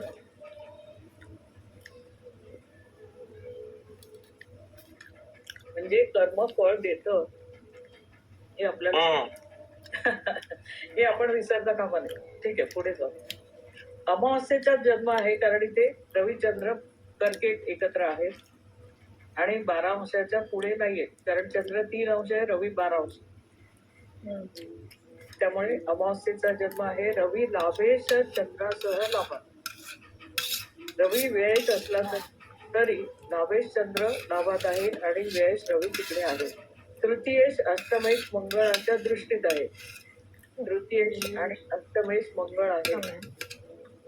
त्याच्या मध्ये मंगळाची 8वी दृष्टी येते रविचंद्रावर लाभावर. मंगळ चतुर्थात आहे आणि त्याची 8वी दृष्टी लाभस्थानावर येते.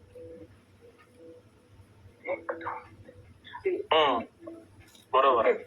ठीक. आणि लाभेश चंद्र कसा आहे, लाभात असून वर्गोत्तम आहे.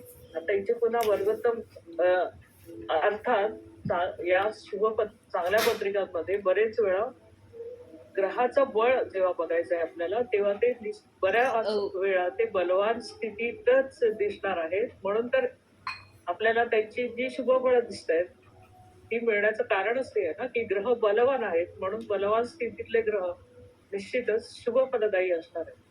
आणखीन एक गोष्ट लक्षात घ्या की मगाशी पासून आपण ते बलवान आणि अनिष्ट हा जो फळ असणार आहे तो वर्गोत्तम जेव्हा असतो तेव्हा जरुरी नाही आता इथे तो त्या स्थानात आहे, स्वतःच्या राशीत आहे म्हणजे निश्चित शुभफळ देईल.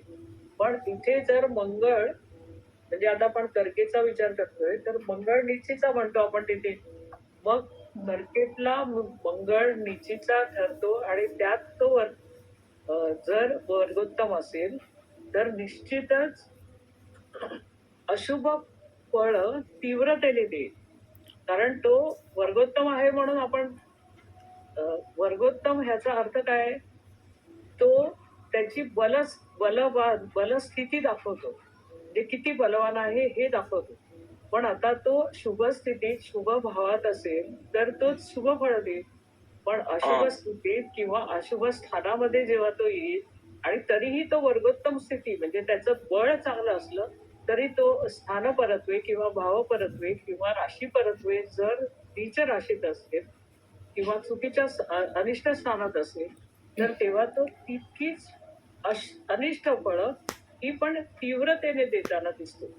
मॅडम अशा वेळी तो ग्रह पापग्रह असेल तरी किंवा तरी सुद्धा शुभग्रह असला शुभग्रह असला तरी भेटते.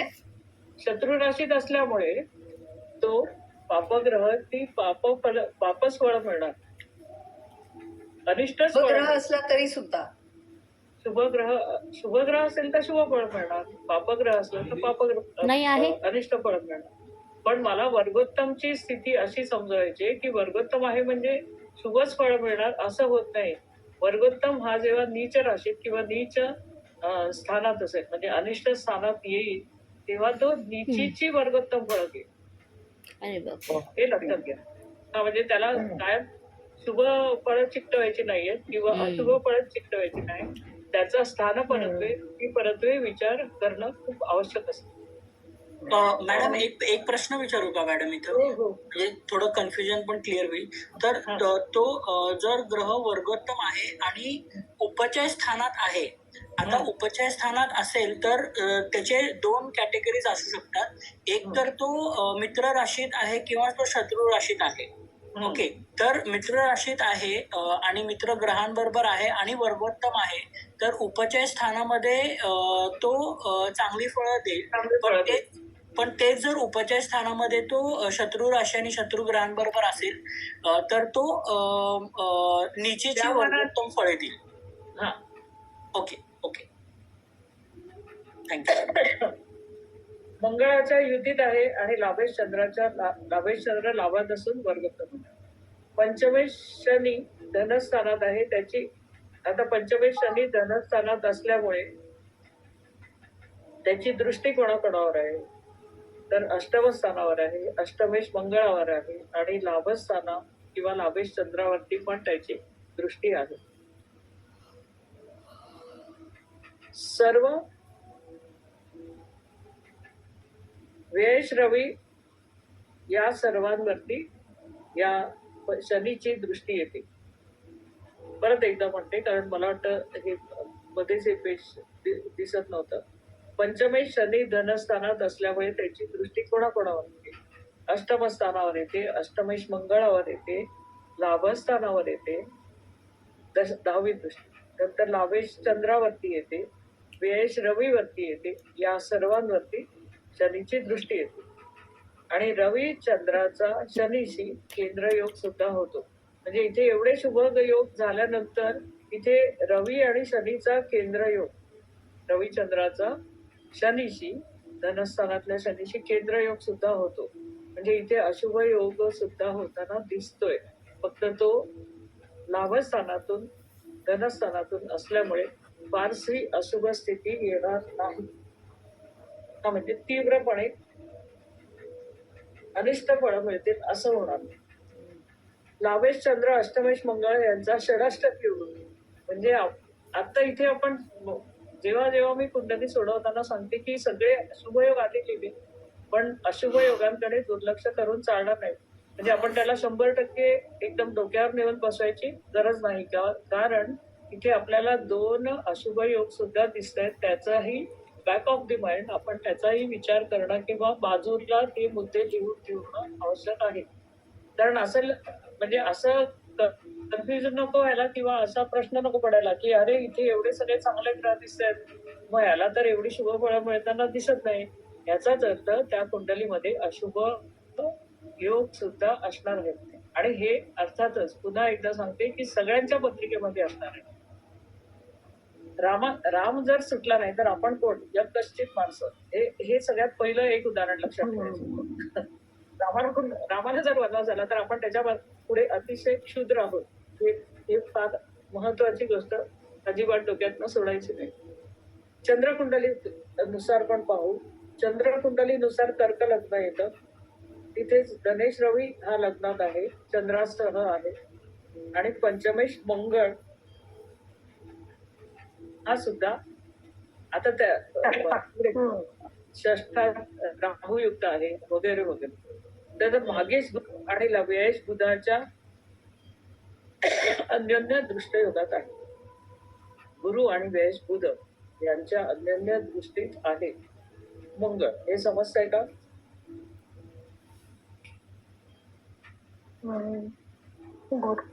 मंगळाची दृष्टी कोणावरती आहे?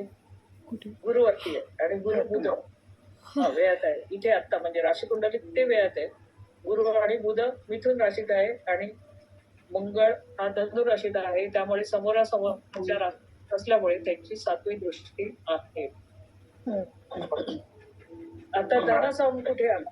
धनसम चंद्र 3-3-17, रवी 3-12-19 त्यांची वजाबाकी आली 11-21-58 आणि त्याच्यामध्ये लग्न मिसळल्या. लग्नाची बेरीज केल्यानंतर 5-10-43 त्याच्यामुळे धनसहम 5-2-31 असा आला.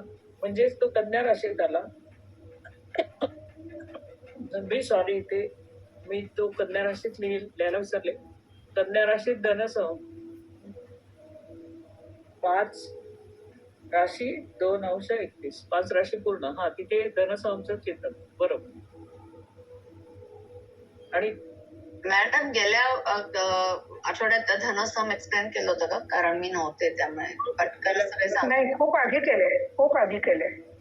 अच्छा, ते धनसहम खूप पण ते एक सूत्र आहे नुसतं. चंद्र वजा रवी अधिक लग्न. खूप सोपं सूत्र आहे आणि ते आपल्या ज्योतिष सोबतीमध्ये सुद्धा आहे. त्यामुळे कळेल. हा, पण त्याचं महत्व काय म्हणजे असं? स्थानात येतो त्या स्थानानुसार आपल्याला ते धन म्हणजे ते आपण धनयोग पाहतोय त्याच्यामुळे धनसम कुठल्या स्थानात आहे त्यानुसार आपल्याला धन कुठून मिळेल हे याचा तो मार्गदर्शक होतो. तिथले पान नंबर काय असेल इथे? कशाचं पान नंबर?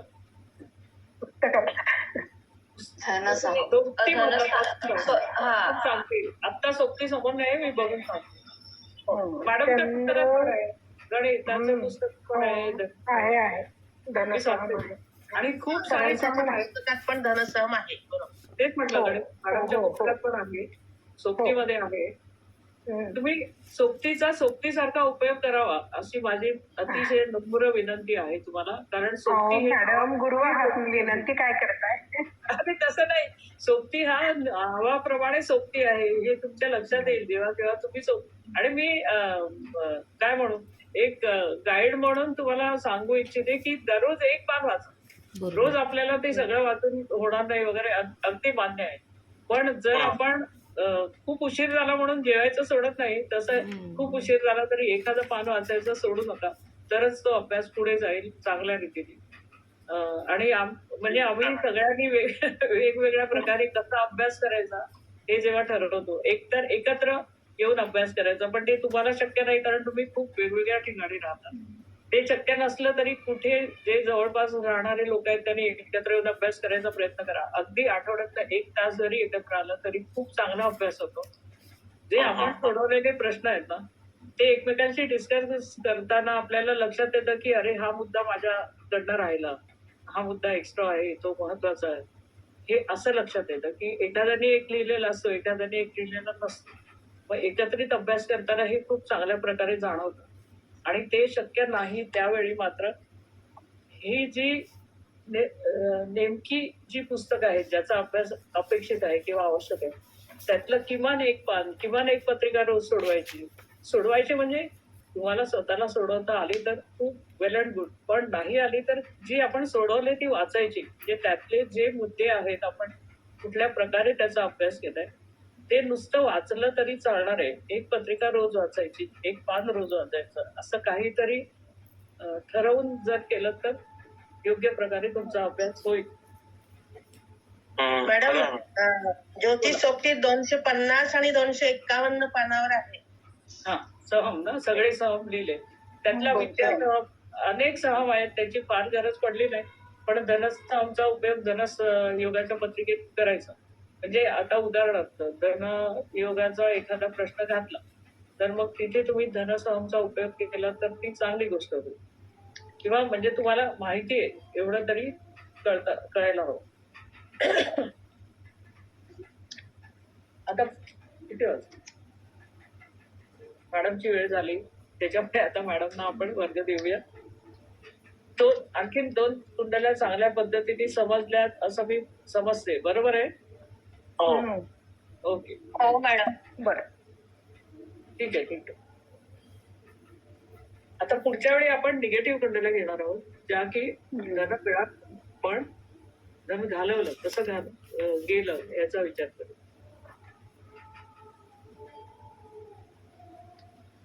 श्री गणेशाय नमः. गुरुभ्यो नमः. voice call from Shobha Jaber on SIM-Geo 7006. वर्ग सुरू करूया. मागच्या वेळेस आपण परदेश कुंडलीची सुरुवात केलेली आहे. एक उदाहरण आपण घेतलं होतं. मागच्या वेळेस आपण जर्मनीतलं बॉन इथलं उदाहरण आपण घेतलं होतं. त्याच वेळेस आपण असं म्हटलं होतं की ग्रीनविच म्हणजे GMT 0 मेरिडियन जे आहे त्याच्या ईस्ट म्हणजे पूर्वेचे काही देश आणि त्याच्या पश्चिमेचे काही देश आणि ते सुद्धा फक्त उत्तर गोलार्धातले असा विचार आपण आधी करणार आहोत. तर त्याप्रमाणे उत्तर गोलार्धातलं आपण जे ईस्टला आहे जर्मनी पण अगदी ग्रीनविचच्या साधारण पुष्कळ त्या मानाने जवळ आहे, फक्त 7 अंशावर असं रेखांश त्याचा आपण बघितलं होतं. तर अशा ही पत्रिका आपण मागच्या वेळेस बॉनची बघितली होती. आता आपण आणखीन पत्रिका बघणार आहोत की जे ग्रीनविचच्या पूर्वेला आहे परंतु 82-30 म्हणजे आपलं जे भारतीय प्रमाण रेखांश आहे त्याच्या मात्र पश्चिमेला आहे. म्हणजे 0 ते 82-30 याच्या मध्ये आहे. जसं बॉन सुद्धा होतं पण बॉन अगदीच जवळ होतं 0च्या. आता आपण आज जे घेणार आहोत ते आपण इथलं जे घेतलंय ते कतार मधलं एक घेतलंय, दोहा नावाचं गाव. म्हणजे दोहा कतारची माहिती राजधानी. तिथे तुम्हाला साधारण आता लोक प्रवास करतात तेव्हा इतिहाद वगैरे तर कतार आणि दोहा हे सगळ्यांना बऱ्यापैकी माहिती आहे. तर जन्मस्थळ आपण दोहा घेतलंय कतार. त्याच्यासाठी ज्योतिष सोबतीचा तुम्हाला पान नंबर 27 पान काढायचंय.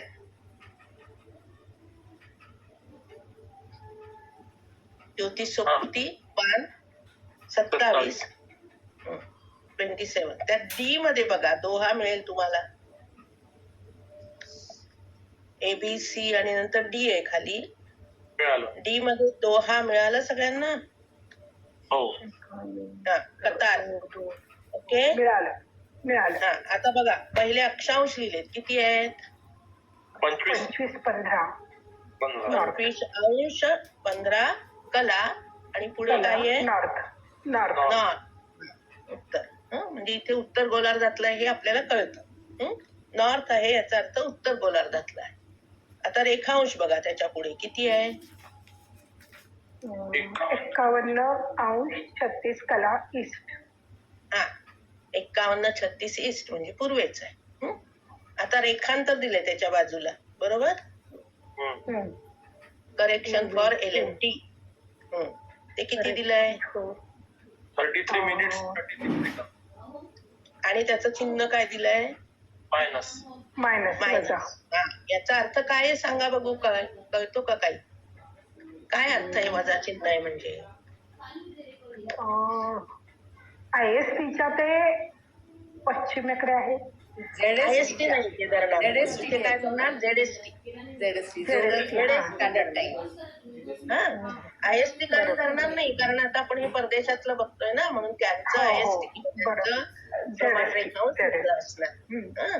तर त्या प्रमाण रेखांश जे आहे त्याच्या पश्चिमेला हे रेखांश 51 आहे किंवा ZST हे 51च्या पूर्वेला आहे असा अर्थ आपल्याला मिळतो. कळलं?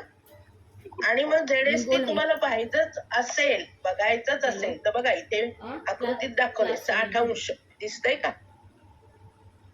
बोल बोल ऑरेंज कलरने दाखवलं बघा. हो म्हणजे 60° हे झेडएसटी आहे.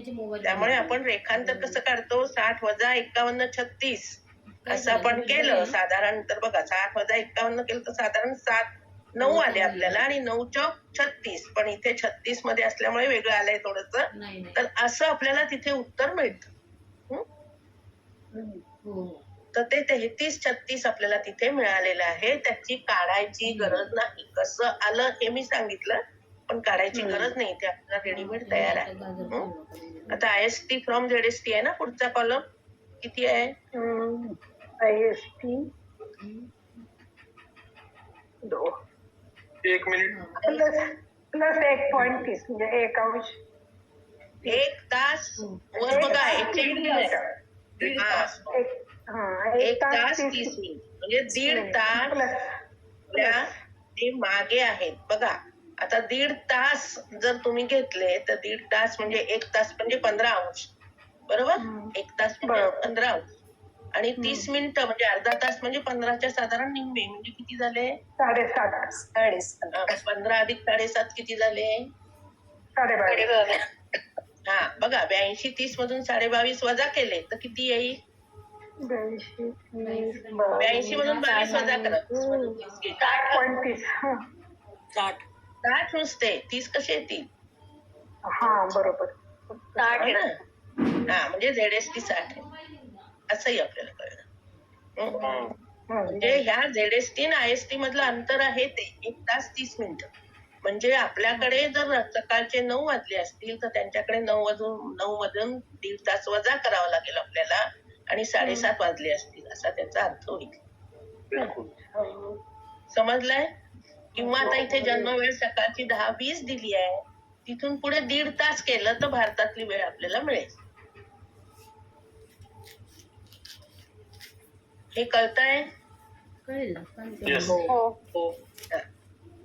आता पुढचा मुद्दा शहर संस्कार. तर शेवटचा जो कॉलम आहे तो किती दिला आहे? प्लस 0.21 पॉइंट म्हणायचा आहे का? 0:21 सेकंड.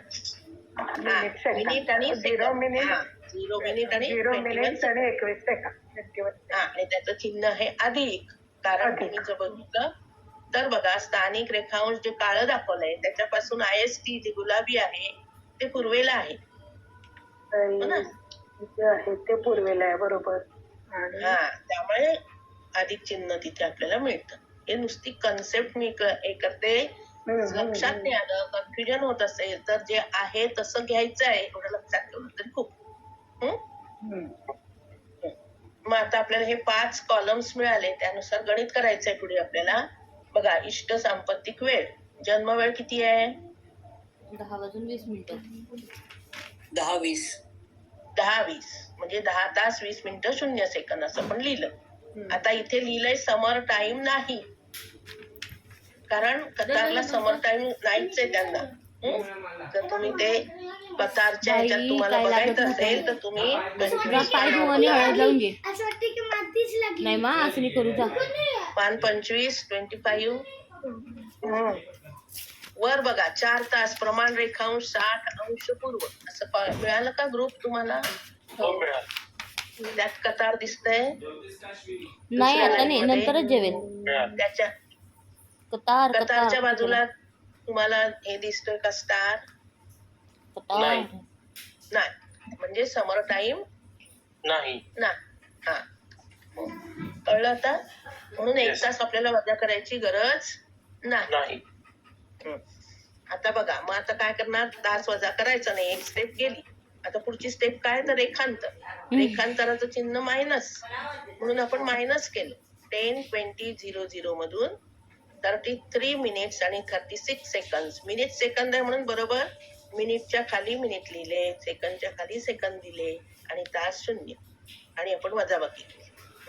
लिहिलंय बघा तिथे. म्हणजे रेखांतर जे इथे आपण जी माहिती लिहून घेतली 5 कॉलमची तिथल्या त्या मधून हे आपण 33 सेकंद इथे घेतले. आणि 33 मिनिट आणि 36 सेकंद आणि वजाबाकी. आता 0तून 36 जाणार नाही, मग कशातून वजा करायचे? 60 हा, 60 वजा 36 किती आले? 24. आता एक इथे आपण कॅरी ऑन घेतलेला परत दिला, त्यामुळे 33 आणि 1 34 आपल्याला आता 20तून जाणार नाही, मग परत इथे आपण 60 घेतले. 60 आणि 20 80 मधून 34 वजा केले. किंवा सोपं जर करायचं असेल ना तर हे बघा, 10 मधून 4 वजा झाले, 6 आले, 1 हातचा आला, 3 आणि 1 4 आणि वर 6 आणि 2 8 मधून 4 वजा केले की 4 आले. असंही गणित करता येईल. 46 आले, बरोबर आहे. आणि परत एक कॅरी ऑन दिला, त्यामुळे 10 वजा 1 9 स्थानिक वेळ आली 9 तास 46 मिनिट आणि 24 सेकंद. आता ह्याच्यावर सूक्ष्म संस्कार करायचा आपल्याला. इथे बाजूलाच लिहिलाय बघा, 9 तासाला किती होतील आपल्या 30 पानाच्या कोष्टकानुसार टेबल बघून 40 पेजवर 1 minute 29 seconds. 1 minute 29 seconds. आणि आपल्याला इथे मिनिट्स 46 आहे, त्याला 6 ने डिवाइड केलं तर किती येईल? 8 सेकंद. 8 सेकंद. मग 129 आणि 8 इथे 2 वेगवेगळे मांडले, बेरीज करून मांडले तरी चालेल, वेगवेगळे मांडले तरी चालेल, कुठेही काही केलं तरी एकूण बेरीज आपल्याला इथे करायची आहे दोघांची. हे जे चिन्ह नेहमी अधिक असतात, नेहमी ते आपल्याला त्याच्यामध्ये ऍड करावे लागतात. मग आता 24, 29 आणि 8 यांचं ऍडिशन करा. किती येतं उत्तर ते सांगा सगळ्यांनी करून. 61. हा, मग 61 आल्यामुळे आपण काय केलं? 1 तिथे आणि 60 इकडे. हो. इथे हा सरळ आपण असं केलं. आता प्रॅक्टिस होईल तसं वेगळं लिहित बसायची गरज पडणार नाही. किंवा तुम्ही रफ मध्ये करून बघू शकता. 61 मधून 60 वजा केले, इकडे 1 ऍड केला. आता 46 + 1 + 1 हे 48 झाले. आणि 9 + 0 0 म्हणजे 9 झाले. म्हणजे ही टोटल बेरीज आपली आली 9 तास 48 मिनिट्स आणि 01 सेकंद. बरोबर. आता काय करायचं याच्या पुढे? शहर संस्कार. शहर संस्कार किती आहे बघा? शहर संस्कार लिहिलं ना आम्ही. क असं जिथे लिहिलंय, 21 सेकंड. आणि त्याचं चिन्ह अधिक आहे म्हणजे आपल्याला ऍड करायचे. आता 21 + 1 22 झाले, 48 + 0 48 झाले, 9 + 0 9 झाले. त्यामुळे आपण शहर संस्कार ऍड केले तेव्हा सुद्धा उत्तर आपल्याला आलं 9 48 22. आता ह्याच्या पुढची स्टेप आपली नेहमीप्रमाणे दिनांक संस्कार बघायचा आपल्याला. आता 7 जूनचा 30 पानावर बघा काय आहे. 7 जून बघायचं. 7 जून 7 शांत सूर्या 16 58 50 16 58 50 बरोबर. 16 58 50. हा पण लिहिलाय बघा बरोबर. Yes. 35 लिहिलाय नको रे बाबा. आणि तोही नेहमी प्लसच असतो. आता सणाचा संस्कार बघा 531 वर. सण कोणता आहे? तुला बघायचं. ठेवते आणू ना परत 52 सेकंद. गरज असते सूर्या. आणि त्याचं चिन्ह पेनचं महत्व चाललेलं असतं त्याच्यामुळे. म्हणजे इथे तू सगळं ठेव ऍड बरं. आहे म्हणून आपण सरळ डायरेक्ट ऍड केलं. जर मायनस आलं तर काय करतो आपण? पहिला ऍड करून टाकल्यावर केस असेल तर शोभा वाटते ना. ओके नाही. आणि आता टाकलं इथे असेल बघा तर कसं 22 वाटतं? 50 + 52 यांची ऍडिशन किती येते बघा. केसांसारखी गरज आहे त्याची. टोपणची गरज केसांसारखी आहे. सणाचा संस्कार नाही केला ते सणाचा किती संस्कार आले? 2025 2 + 2 4 आणि 2.52 5 + 5 10 + 2 124 आहे बरोबर. आणि मग 48 58 आणि 2 यांची पण ऍडिशन केली आपण. 48 आणि 52 108 आणि मग 120 - 120 16 + 9 केले 25 आले बरोबर.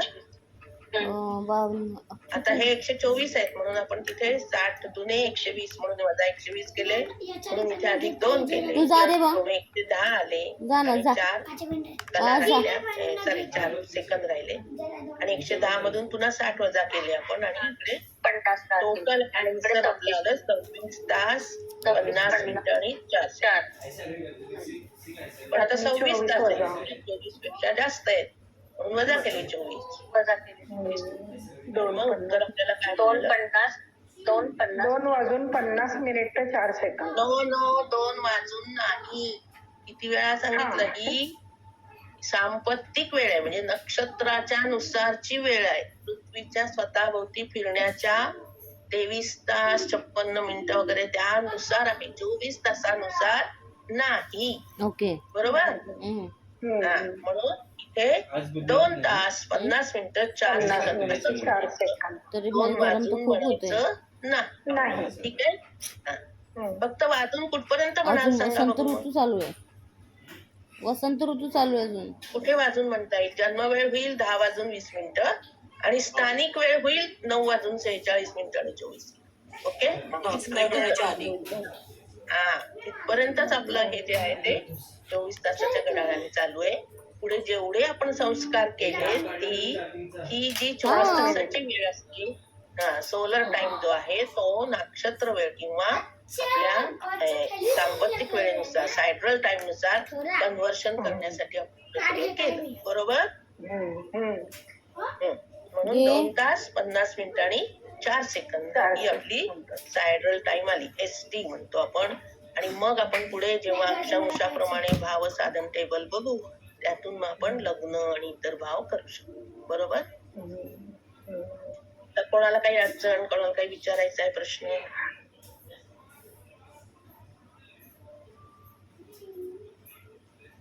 नसेल तर मग अजून एक उदाहरण बघू म्हणजे अजून एक पक्क होईल आणि ते उदाहरण आपण आता असं घेतलंय की जी एक आपण स्थळ घेतलंय ते आपण आता 82च्या पूर्वेला असलेलं घेतलं. बघा आकृत्या दोन्हीची कंपॅरिझन कधी गेल्या तुम्ही परत एकदा करून बघा. तिथे आपण जे 82 IST होतं त्याच्या आणि ग्रीनविचचं जे होतं 0 त्याच्यामध्ये दोन्ही बाजूच्या लाईन्स होत्या. आता इथे 82-30 पहिल्यांदा आहे आणि त्याच्या पुढे तुम्हाला ZST आणि त्याच्या पुढे तुम्हाला स्थानिक ते जे स्थळ आहे क्योतो जपान असं असेल तेव्हा कसं करायचंय गणित बघणार. मग आता आपल्याला पान बघायला लागेल तिथे क्योतो आपल्याला दिलंय जपान मध्ये. तर बघा पेज नंबर 28 वर असेल 27 वरच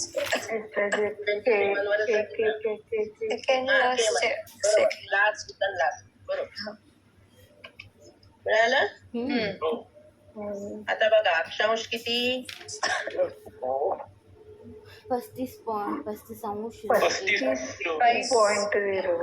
35 अंश आणि 1 कला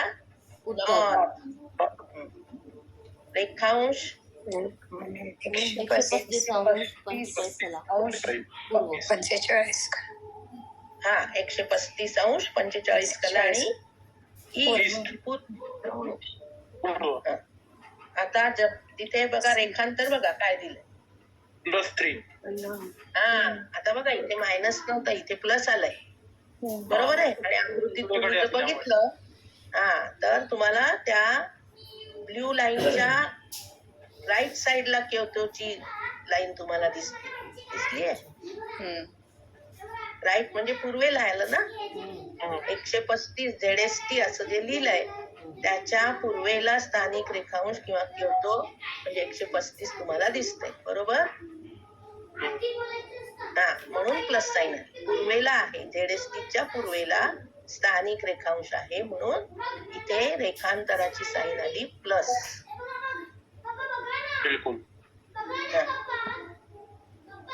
आता आपल्याला पुढे बघायचंय IST फ्रॉम ZST ते किती दिले बघा -3.30 म्हणजे म्हणजे काय पॉइंट आहे का? नाही. मग काय? तीन तास 3.5 तास म्हणजे 3 तास मिनिटं. आणि ते वजा याचा अर्थ आपण त्यांच्या मागे आहोत 3.5 तास. अच्छा. 82 त्याच्या मागे, छोट्याच्या मागे. बरोबर आहे ना? हा, पश्चिमेला येतात 82. म्हणून आपण मागे आहोत 3.5 तास किंवा ते आपल्या 3.5 तास पुढे आहेत. पुढे आहे. हा. मग आता सांगा तुमच्याकडे किती वाजलेत इंडियामध्ये? 9:11 9:11 म्हणजे 9 समजा असतील तर 9 वाजले असतील तर तिकडे किती वाजतील? 12. जपानमध्ये क्योटोमध्ये 12:30. 7:30. 9 3 12 12:30. 12:30. आणि अधिक अकरा काय धरली तर तसं गेले असेल. बरोबर आहे? म्हणजे तिथे आलं 5:30 लक्षात? हा, रात्रीचे 12:30 वाजून गेले, पुढे गेले. हे असं लक्षात घ्यायचं नाही. किंवा तिकडून आपण जर आलो तर आता मग बघा इथे जन्म वेळ दिले दुपारी 2:40. हो ना? हा, मग त्याच वेळेस भारतात किती वाजले असतील?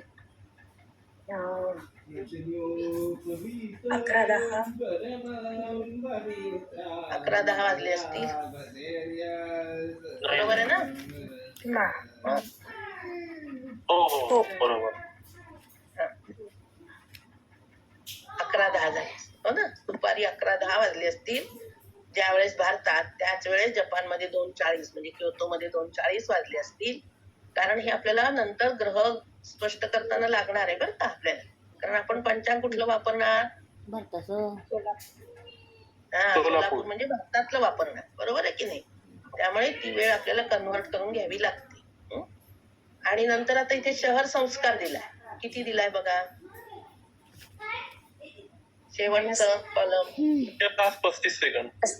आणि वजा दिलंय. का बरं सांगा आता? कळतंय का वजा चिन्ह का? ते आणखी पुढे 30 आहे. म्हणजे 82 30. हा, ते जे आहे ते आपल्याला तिथून आपलं हे पश्चिमेला आहे ना, आपण 82 30 IST हे त्या ह्याच्या ZST किंवा ह्याच्या सगळ्यांच्या पश्चिमेला आहे म्हणून मायनस चिन्ह. आता आपण गणित बघूया. ठीक आहे? आता इथे सुद्धा लिहिलंय बघा समर टाइम नाही.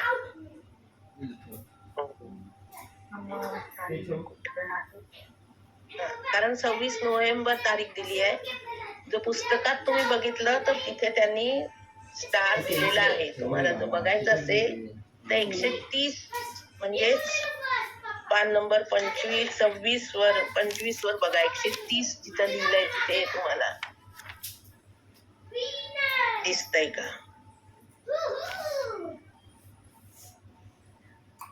135 तिथं दिलंय त्यांनी जपानचं.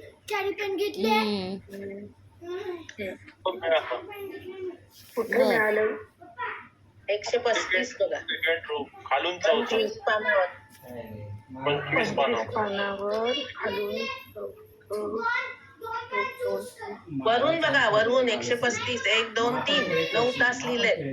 पूर्वेचे देश बघतोय ना आपण, पूर्व बघायचं 130. जपान समोर स्टार आहे.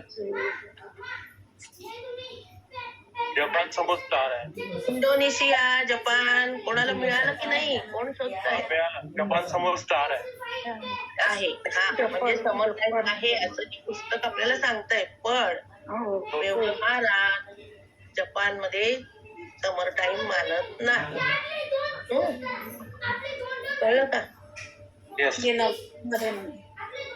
हा, इथे दिलं त्यांनी. कारण तेव्हा जेव्हा हे पुस्तक किंवा त्याची माहिती जेव्हा तसं मिळालं असेल की तो देश तसाच आहे ना, जवळजवळ उत्तरेला जास्त आहे त्यामुळे समर टाइम असावा असं होऊ शकतं. पण तसं नाहीये. तर जपानमध्ये समर टाइम नाहीये. म्हणून मी तुला म्हंटल की जेव्हा आपण पत्रिका करतो, आता आपण ह्याच्यानेच करणार आहोत. बहुतेक आपण स्वतः करणं कमी असतं आपलं. आपण सॉफ्टवेअर वापरू, पण सॉफ्टवेअर मध्ये सुद्धा हा ऑप्शन कधी कधी दिलेला असतो की ऍडजस्टमेंट आहे की नाही समर टाईमची. तर तेव्हा आपल्याला ही माहिती पाहिजे म्हणून ज्याची पत्रिका करायची त्याला विचारून घ्यायचं की समर टाइम आहे की नाही. इथे आता नोव्हेंबर आहे आणि त्यामुळे समर टाइम नाही असं पण घेतलं, कारण आपल्याला माहिती आहे उन्हाळ्यात फक्त समर टाइमचा 1 तास वाढवलेला असतो, थंडीमध्ये नाही. इथे समर टाइम नाही असं लिहिलंय आपण, त्यामुळे समर टाइम नाही म्हणून आपण 1 तास वजा करणार नाही. ठीक आहे. मग आता बघा इथे जन्म वेळ किती आहे? दुपारी 2:40. आता 2:40 घ्यायचे की 26 नोव्हेंबर 2025, जन्मवेळ दुपारी 2:40, 14:40. मग 14:40 घ्यायचे. 14:40 0. आता रेखांतर अधिक म्हणून 3 अधिक केले आपण 14:43 0. तर ही आली स्थानिक वेळ. आता 14 तासाचं किती आले 30 पानावर?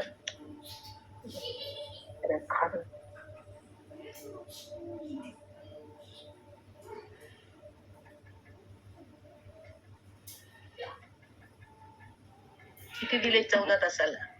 2 तास 18 मिनिटं. 2 मिनिटं 18 सेकंद. सॉरी 2 मिनिटं 18 सेकंद. मग 2 मिनिटाच्या खाली 43च्या खाली 2 दिले आपण, 18 सेकंद दिले. आणि आता 43 भागिले 6 मिनिटं भागिले 6. मग किती आलं उत्तर? 0.02 43 भागिले 6 करा ना, 6 7 42.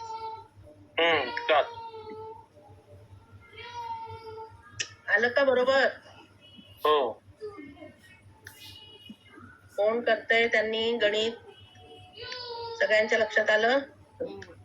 त्यांची बेरीज करायची. नेहमी चिन्ह अधिक 43 भागिले 6. अगदी कॅल्क्युलेटर मध्ये केलं तरी तुम्हाला 7 पॉइंट काहीतरी येईल. तर 7 घ्यायचंय, कारण पुढचा हा 0.5 पेक्षा कमी सोडून दिला. 7 आले. आणि आपण आता बेरीज करा. 18 अधिक 7 25 आणि 43 अधिक 2 45, म्हणजे बेरीज झाली 14 45 25. त्याच्यानंतर संस्कार करा. किती आहे शहर संस्कार? 35 सेकंद. 25च्या खाली 35 लिहिले आणि ते वजा आहेत. मग 25 मधून 35 जाणार नाही म्हणून 5 मधून 5 0 आणि 6 घेतले. 6 आणि 2 8 मधून 3 गेले 5. किंवा 60 अधिक 25 85 मधून 35 वजा केली. बघा बाजूला करून दाखवलंय इथे गणित. तर 50 आले. मग कॅरी ऑन गेल्यामुळे 45 वजा 1 44 झाला आणि 14 1 हातचा आपण वजा केला तो. त्यामुळे 14 44 50 असं उत्तर आलं वजाबाकी केल्या. तर काय करायचं पुढे? रेखांतर. एक केलं ब म्हणजे आपण नेहमी तो याचा स्थानिक वेळ सूक्ष्म संस्कार घेतो.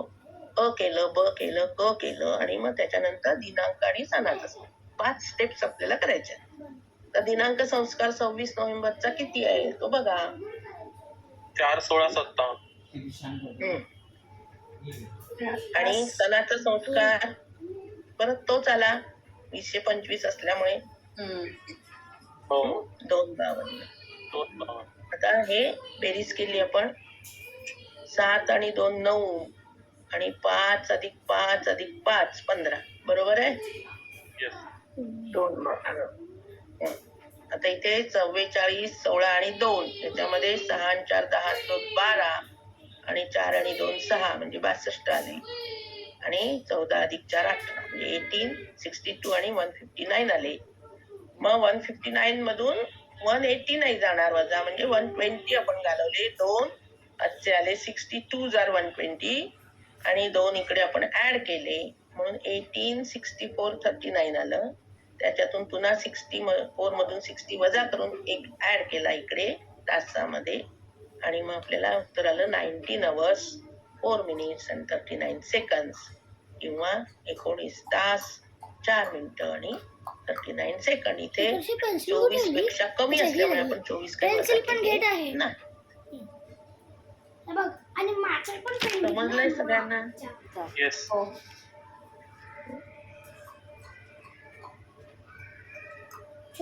त्या अशा प्रकाराने आपण इथे हे करीत केलंय.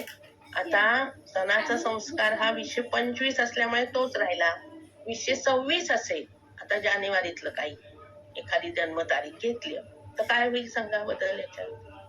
+1 25 55. नोव्हेंबरच्या 26 नोव्हेंबरच्या 26 जानेवारी 26 असं आहे. तर काही 155 होते. 252च्या जागी 155. हा अधिकच आहे ना चिन्ह.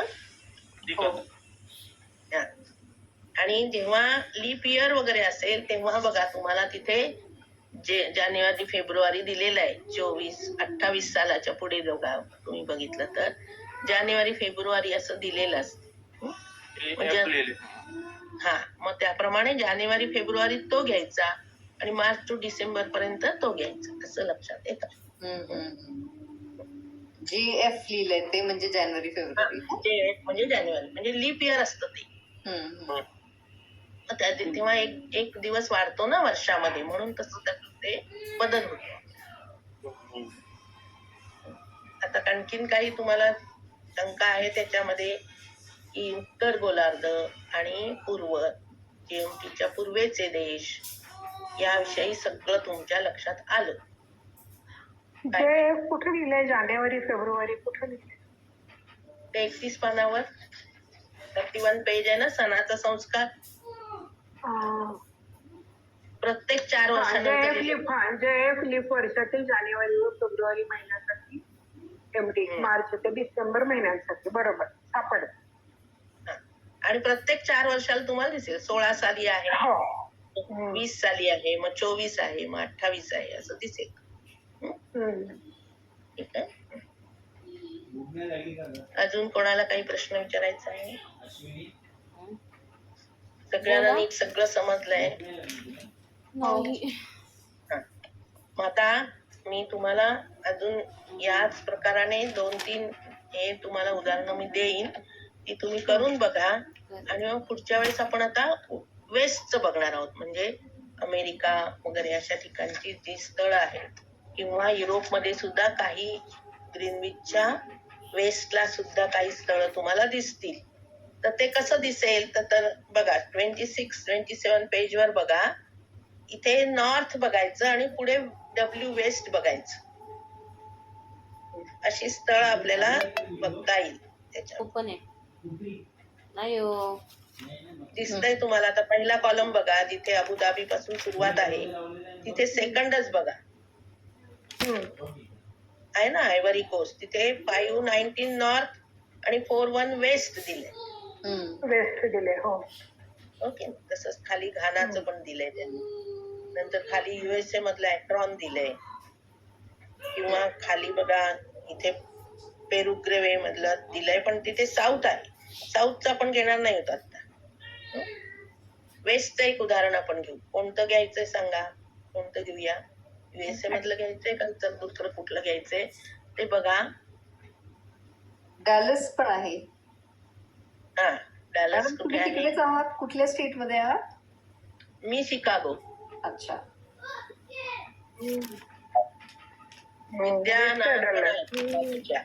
बोस्टन आहे. बोस्टनच्या पण मला वाटतं बोस्टनचं पण कोणतरी आहे ना आपल्याकडे. सेंट लुईसचे आहेत. कुठलंही आपण घेऊ शकतो करायला असं काही नाही. डलास सुद्धा घेऊ शकतो आपण. डलास USA दिलेलं आहे ते घेऊया पुढच्या वेळेस हवं तर. आणि मग त्याचं बघा आता डलास USA घ्यायचे आपल्याला. तर त्याचे 5 हे तुम्हाला इथे दिलेले ते तुम्ही घ्यायचे. आणि मग आपण जन्मतारीख 26 ची घेऊया. हा मग काय घ्यायची जन्मतारीख 26 मधली? फेब्रुवारीचीच घेऊया आजची. आज काय आहे? 21 फेब्रुवारी 2026 लिहून घ्या सगळ्यांनी. मी पण पाठवतेच पण परत 2026. हा जन्मस्थळ डलास USA.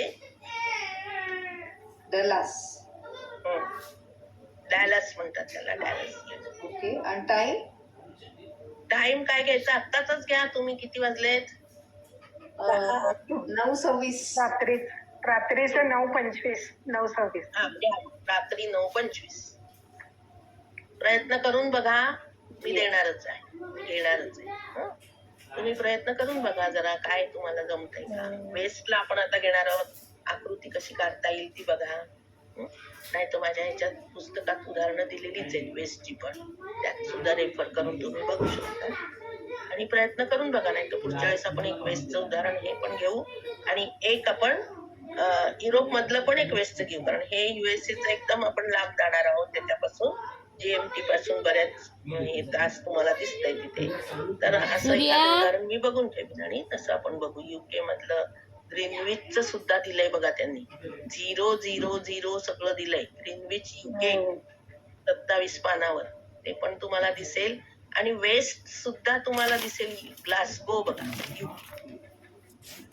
आहे ना, ग्लासगो मिळालं ग्रीनविचच्या वर. हा ते पण बघा. नॉर्थ वेस्ट 52 हा ते पण 52 आणि 4:15. म्हणजे जे अगदी वेस्टला आहे पण ग्रीनविचच्या जवळ आहे त्याचंही घेऊ आपण. बॉर्न ग्रीनविचच्या पूर्वेला अगदी जवळ घेतलं, हे ग्रीनविचच्या पश्चिमेला अगदी जवळ आहे. तसं एक उदाहरण आपण. ही 2 उदाहरणं पुढच्या वेळेस आपण घेणार आहोत. तुम्ही प्रयत्न करून बघा. मी पण तुम्हाला पाठवणारच आहे. पण पुढच्या वेळेस 2-3 उदाहरणं घेऊ की आपला उत्तर गोलार्ध संपला. ठीक आहे, थांबूया मग आता. शुभरात्री. तुम्हाला शुभ दिवस. थँक्यू. Thank you madam.